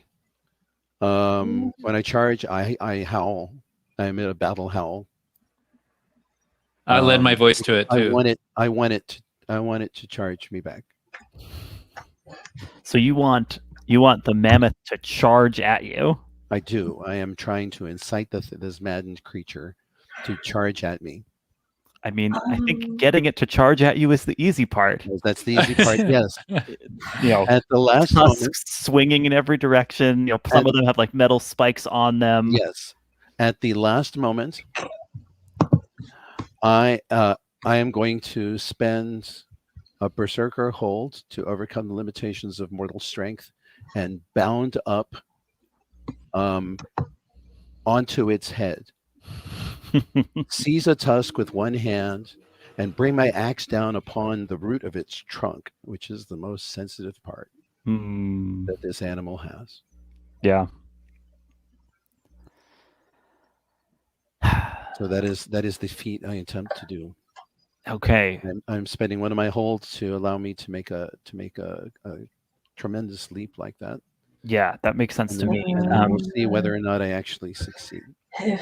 Let's. And I imagine while you're flying through the air, I go into falsetto like, ah! Let's call this defy danger. All right. Just because I feel like if we engage this as a combat, we'd be engaging hold ground against an overwhelming enemy. Yeah. Yes. Well, no, I'm not entertaining that I can kill this thing. Right. You're not planning on fighting to the death against this thing. It's just No, I would, if I were trying to fight to the death against this, I would try to cut a leg vessel and then run. And hope for it to bleed to death over a period of an hour or so, because it's a mammoth.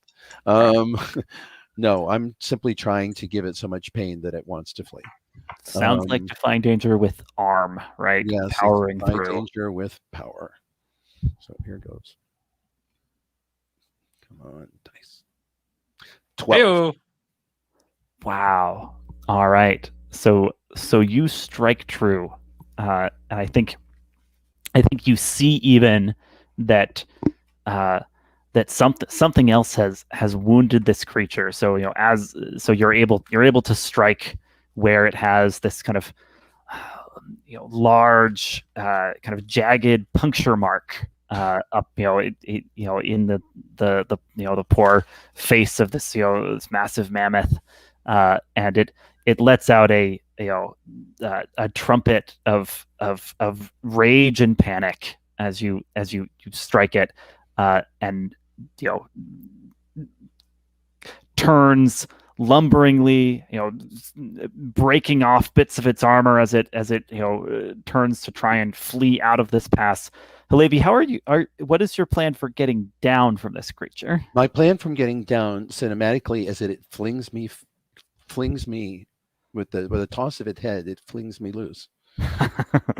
And I go flying and crash into the trees. Can I actually That's buy for something? that's not a plan, but it is what would logically happen here. I think it makes a lot of sense. Do you want to spend your remaining Berserker Gang hold? I'm going to spend my last hold to not get crippled by that. Yeah, to endure an otherwise unendurable hardship, right? As you Yes, smash into this tree on your way, and it catapults me against a tree with a tremendous thud, a tremendous unpleasant crack, and a great a limb of the tree snaps off and lands next to me. Beautiful. The creature is well and truly spooked, and it is stampeding away from the pass, away from the holdfast, off into the distance. Ulf, you look like you have a thought here as you've watched this epic maneuver go down.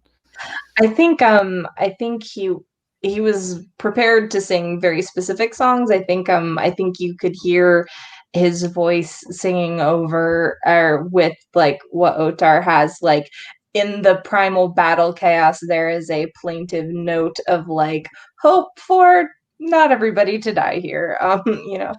And so I think that's kind of what he's doing. But he would definitely probably before the mammoth turn around, like set off toward the tree, prep to like weave protections or heal or do whatever. And I think as this is going on, I'm going to like elbow the troll, and then sort of whisper to my newfound brother, kind of looking poignantly at Hillevi and be like, "I'm going to make her Jarl," with like a sly look in his eye. And the troll says, "Look, as long as your agreement with me stands, I don't care who the Jarl is." Siða, while all this is going down, you feel a shadow pass over you, and if you turn in time to look towards the sky, you see a dark winged shape kind of move out from behind the mountain for a moment, and then wheel back around, obscured from view by a different peak. That seems not good. Yeah, it might. Yeah, I draw attention to it. I point out. I say, "Look in the sky." You know, is it wheeling? Is it does it seem like it's going to come back around the peak? Ursa the troll looks up and says, "The beast from Immerstrum. It pursues me out from the mountains.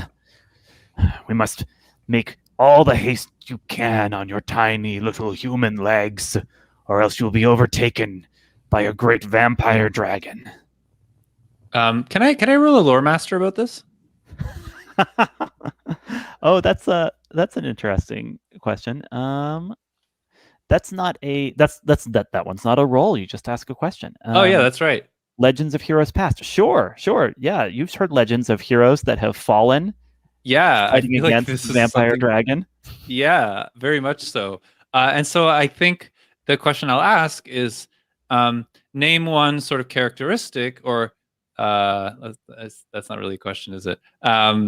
What is one characteristic that is pertinent about this vampire dragon that might be helpful for us to know at this moment in time?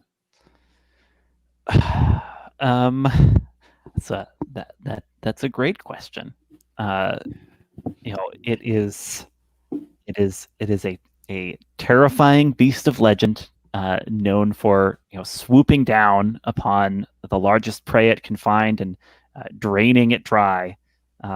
It's as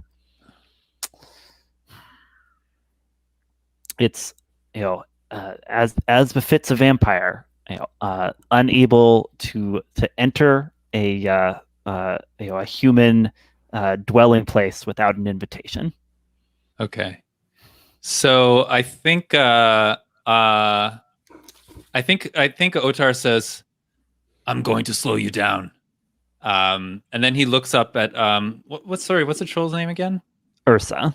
Yeah, and then he says, "I've sworn to defend you, and I will. Put me up on your shoulders." And I take out my spear, and I'm prepared to defend the tallest among you, and hopefully we can book it. Beautiful. So Ursa lifts you up, puts you on her shoulders. She says, "You are a mad human indeed, blood brother." Siða, what are you, or actually let's quickly check in. Ulf, you were positioned for where Hillevi was going to hit the ground after her fall there. Hillevi, I think you've spent your Berserker Gang hold. Is that right? Yes. So as the adrenaline leaves you and you come down out of the Berserker Fury, I believe you take a wound. I did. I have marked. Ironically, all that did was push me back. Yeah, which is not true. She is still she is sitting there against the tree and just she gives an enormous cough. Yeah. So the wound statement represents her bravado here. Yes, and she's not getting up immediately. Yeah, Ulf, what do you do? Yeah, I think Ulf hauls her up, slightly, and is they make the trees solid in this forest. I think he just smiles and he's like, "You." Even Toralf himself is shamed next to your fury, Hillevi. But you're okay. I think he's just checking in for wounds. Nothing. Well, you've really given Otarr something to sing about. The mammoth is gone. That was amazing. And yeah, he says, "I have a song for you. Run!" And then he prods this troll, and then hopefully we get going. He's insane. Yeah, I think Siða, she does not wait. She makes off for the tree line, and she says, "Get something above you," And she very quickly disappears into the wilderness, and you cannot see her at all. She goes over a ridge or something. Oh, nice. You're going camouflaged. I am going camouflage, but more so than that, Siða is gonna just sort of bolt in a direction, trusting that she is quicker in this terrain than the rest of the group.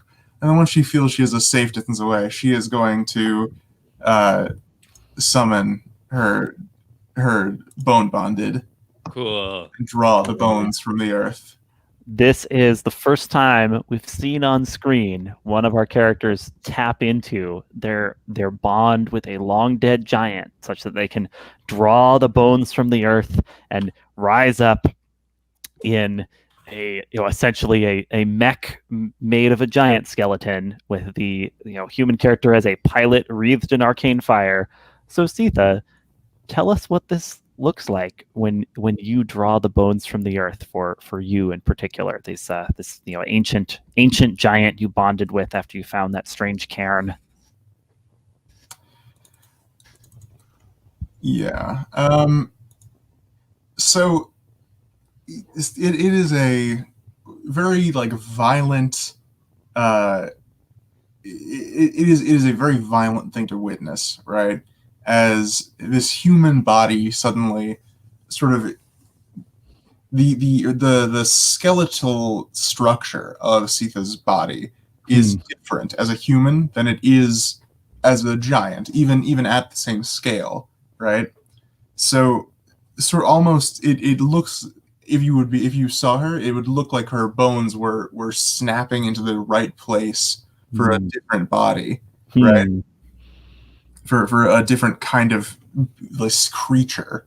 And then there is some moment in time where all of a sudden she is not on the ground anymore, right?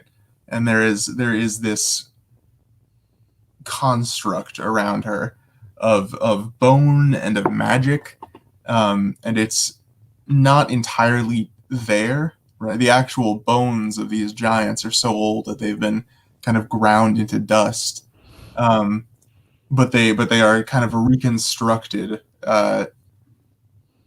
around her, right? As she emerges, and now you can see coming over the ridge this enormous bone bonded giant, where Siða had been running towards, which seems like it might be its own problem. Can we see you inside this thing or no? Yes. If you look carefully, you can probably spot you could make out human shape in the midst of it. human It might shape not be. in there. It might not be obvious. It's Siða at first. Yeah. Which of you, Otar's the one that knows about Siða's secret a little bit, right? Like Otarr is aware that Siða has this ability. Am I correct about that? I don't know. I think that's up to Siða. I think that Otarr only knows that I, lost my brother in a cairn. Okay. I was trying to remember what secret he'd learned, because that was part of the the bond between you. All right. No, I don't think he knows specifically that the cairn was the cairn of this giant. Mm-hmm. And Ulf, you are also bone bonded, but I don't know if you knew before this that Siða had a similar ability. Is that right? Yeah, I think seeing that, it jars something inside him that makes him think, yes, like this is the person that I like the omen that I felt about her is definitely true. I still don't know if whatever important thing she's destined to do is good or bad, but he's like something in him feels like a sense of kinship. That's beautiful. Are the other three of you still trying to run? Yes. All right. I'm making sure Ulf can keep up. Yeah, well, especially after he supported you there, I was considering having Ulf snap into his bone bonded and just carry Hillevi through the rest as we're running. Oh, just like call the bones and then use them Yeah. to like take like Hillevi mile would- long strides and carry Hillevi would, the others Hillevi away. would, Hillevi would do that. Maybe would be down for that. Yeah. Oh yes, yes. She do you do that? Yeah, I didn't want to not to steal Sita's thunder, but I think seeing Sita in that form makes him realize like, okay, this is that serious. And I think he's like stand back and kind of he looks really, really like serious and alarmed and kind of runs off, and you kind of feel some kind of shaking and then you see these bones kind of fly up. and Ulf, you see him like covered in this sort of blue arcane fire, and then like he's like lifted up, and you don't know if he's doing magic or what. And then as these bones kind of like fly towards him, you sort of see this whole. I don't think he does it that often, so I'm not sure how many people like have seen this or know this. But I think he's like it's safe.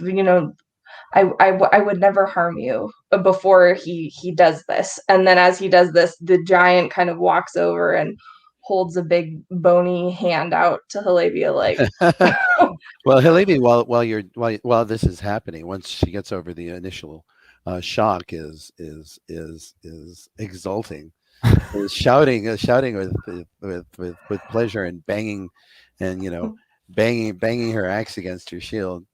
When you extend a hand, she bounds into it and climbs up to your shoulder. oh. Holds Okay. on to your collarbone and waves her axe menacingly in the dragon's direction. Oh, great. And Ulf, are you taking up Otarr and Ursa too? Yeah, I mean, if they want to come aboard. Yeah, I think Come Ursa aboard. will. Ursa will take Yeah. take the opportunity, right, and say, Yeah, I scoop them up, and I can keep them in my hand, or I don't necessarily want to put them on my shoulder right up high if they don't want. But yeah, I've got them scooped up. Ha! One can see the whole world from here, Yeah. says the lady. I think I turn to Hillevi and I say, first time you felt small in your life, huh? "Ha!" Be careful, old man, or I'll push you off. And the troll says to Otarr, "Blood brother, you did not tell me your companions had bonds with the ancients. Now we will have a fighting chance against the dragon." And I think as we probably reach our dramatic cliffhanger of the episode, we see coming round the mountain this nasty creature, right? Massive draconic body, vast bat-like wings, and just a tangle of fangs and tusks dripping with blood and gore from the creatures it's been feasting upon. Hillevi lets out an enormous belly laugh that rings in the valley, as the madness comes upon her again. Yeah, and Otarr looks in terror. Yeah. Perfect. Well, that seems like a good cliffhanger for tonight's session. Let's take a moment and run through our end of session questions before we wrap up. So, when you reach the end of a session, choose one of your bonds that you feel is resolved, completely explored, no longer relevant or otherwise. Ask the player of the character you have the bond with if they agree. If they do, mark XP and write a new bond with whomever you wish. So let's start with Hillevi. We'll move across the character keeper. Hillevi, are there any of your bonds that you feel are fully explored here or no longer relevant? I don't think Otar's afraid of me. So I think he showed himself twice that he felt safe in ignoring me. And so I'm going to say, with Jan's agreement, if Jan agrees, that is to say, that there isn't. I don't see fear in his eyes. Yeah, that bond is That no bond longer relevant. bond is no longer Otarr, does that sound right? I mean, from her perspective, I think that might be right. From Otar's perspective, Otarr is scared of Hillevi getting hurt, right? Yeah, Of like Hillevi not fulfilling what he sees as Hillevi's like destiny. right. But that's not how Hillevi thinks about things. I think. Right, exactly. Yeah. So I think, yeah, if that's how Hillevi says it, then Hillevi's right. So Hillevi, you can mark experience, and then you can write a new bond with whoever you wish. It could be a new version of a bond with Otarr, or it could be a bond with a different player character. I'm feeling unhappy with Otarr right now. So I'm going to write another bond with Ulf. To say Ulf may yet eclipse his mother's potential. Wow, that's an incredible bond. Yeah, go ahead, and then we'll turn to your vow real quick. The question that it wants me to ask you is, how did you work towards accomplishing your vow in this session? I single-handedly charged a mammoth. That counts, I think. Yep. Go ahead and mark an experience for that. All right, Ulf, are there any bonds you think are fully explored or exhausted here? I think, not to do the same thing, I don't think Otarr necessarily respects my magic. But I don't think That's all the Otarr Otarr hate. It's not Otarr loves everybody. Yeah, it's not hate. What I wanted to rewrite essentially the bond with Otarr, which is not that I think I want to rewrite it to Otarr knows more about magic than he lets on, or something like he. Yeah, Otarr knows something. That moment when you saw him speak with the corpse and you recognized the lullaby, and questions started piling up in your head. I think, Otarr is more connected to my magic than he seems. Does that work for you, Otarr? For Ulf heck yeah, like that. Nice. 100%. All right, mark an XP. Oh wow, I guess you didn't roll many misses. I was like, didn't I? So this is the only other way that you get XP. I don't think I rolled a miss this session. Yeah, you get XP when you roll misses. You do. So Otarr, man, you should mark one more because you. No, two more actually. XP for the I don't think you marked XP for the troll talking mess. Oh, did you not mark XP for the earlier one also? No, I did not either. Okay. It might even be 3. I just failed everything this turn. I think there were just two misses, two complete misses, and then there were other times when 7 times made things more complicated. Sure. Yeah. I didn't miss. I just aided a couple times. I just kept getting hurt because I was helping other people not miss. And so it felt like I missed, but I don't actually get the XP for it. Ulf, how about your vow? What have you done to pursue that this session? Well, Hillevi said that my mother would be proud, so I think that counts. But I do think that he proved that his rune casting was worth it with the truth rune. Yeah, so that was such a cool move. That was a cool move.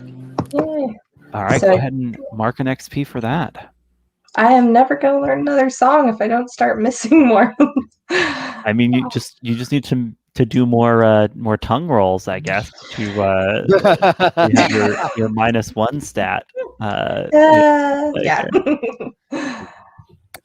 Otarr, let's turn to you. Are there any of these bonds that you feel are fully explored or ready to be retired?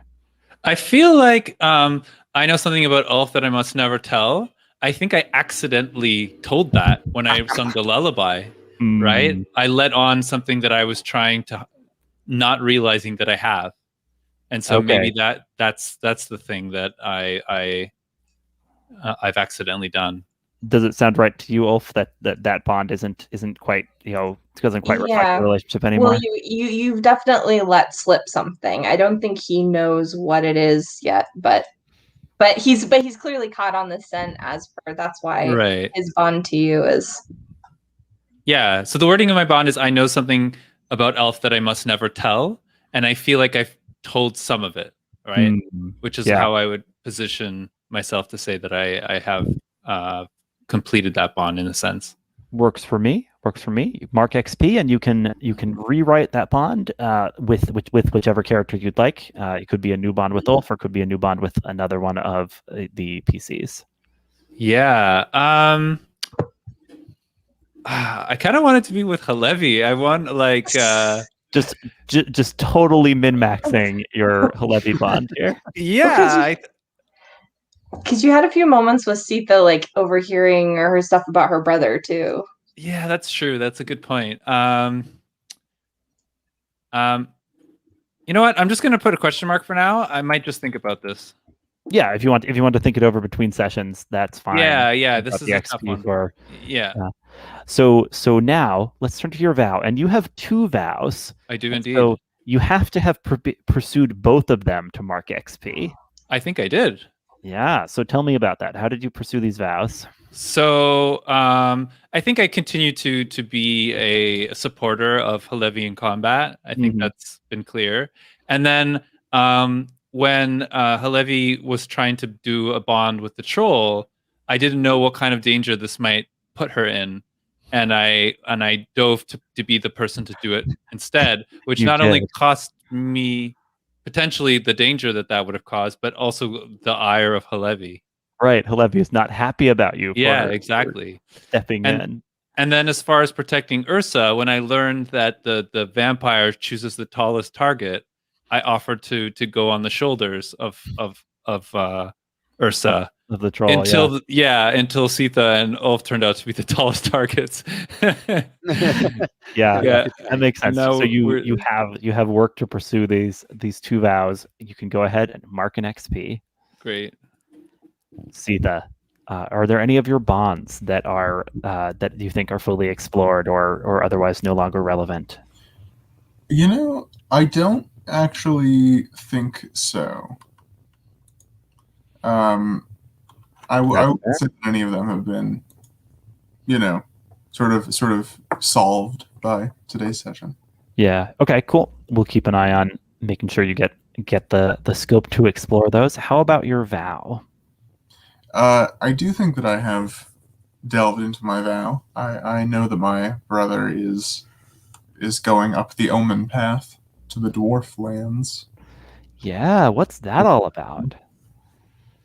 What is that all about? Gotta deal with that once we beat up this vampire dragon. Very good. Beat up, read, flee. Siða, may I ask you? I feel like there might be some possibility here that you mistakenly trusted Otarr with the secret. I feel like you could vie for that potentially here, because you revealed your bone bonded status, which might count as a secret that you might have been keeping from me. And then you revealed some details about the nature of your relationship as well, which might also count towards that. Oh, I see. Are you arguing that maybe the bond has changed because Siða is no longer? Yeah, I think that makes a lot of sense, because now it isn't really so much of a secret anymore. You had to show the arm ring right in front of Otarr to get the info. Yeah, I guess you've kind of become resigned to the fact he knows the secret. You're no longer trying to sneak You could just around. leave off the with a secret part and put in you trusted Otarr. Yeah, I have mistakenly trusted Otarr. Ooh, I don't know. What do you? Yeah, tell me. Tell me what you think it might become.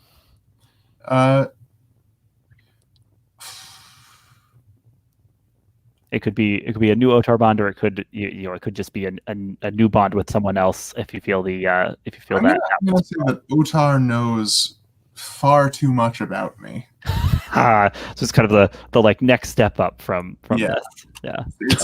Otarr is too dangerous to leave alive. God, he's already missing toes and covered in scars, guys. Yeah, Now you want to wound his soul as well. Just a little push, There's Otarr took some real beatings, mostly self-inflicted during the session. Yes. Is your XP up to date? Because I think you should get one more. You should get one more for that bond, right? And had you marked one for your vow? No, so that's 2. All right, there we go. Now we've got some XP coming along. You just need to roll. Maybe if you just roll a couple misses right at the start against the vampire dragon, you can Yeah, haul it that's a again. great time to roll them. Exactly. Not loving that Not- idea. All right. So for the moment, I'm going to go ahead and stop this recording. Anyone who's been watching or listening along, thanks so much. And tune in next time around for further Kaldheim chaos. Till then, stay safe out there.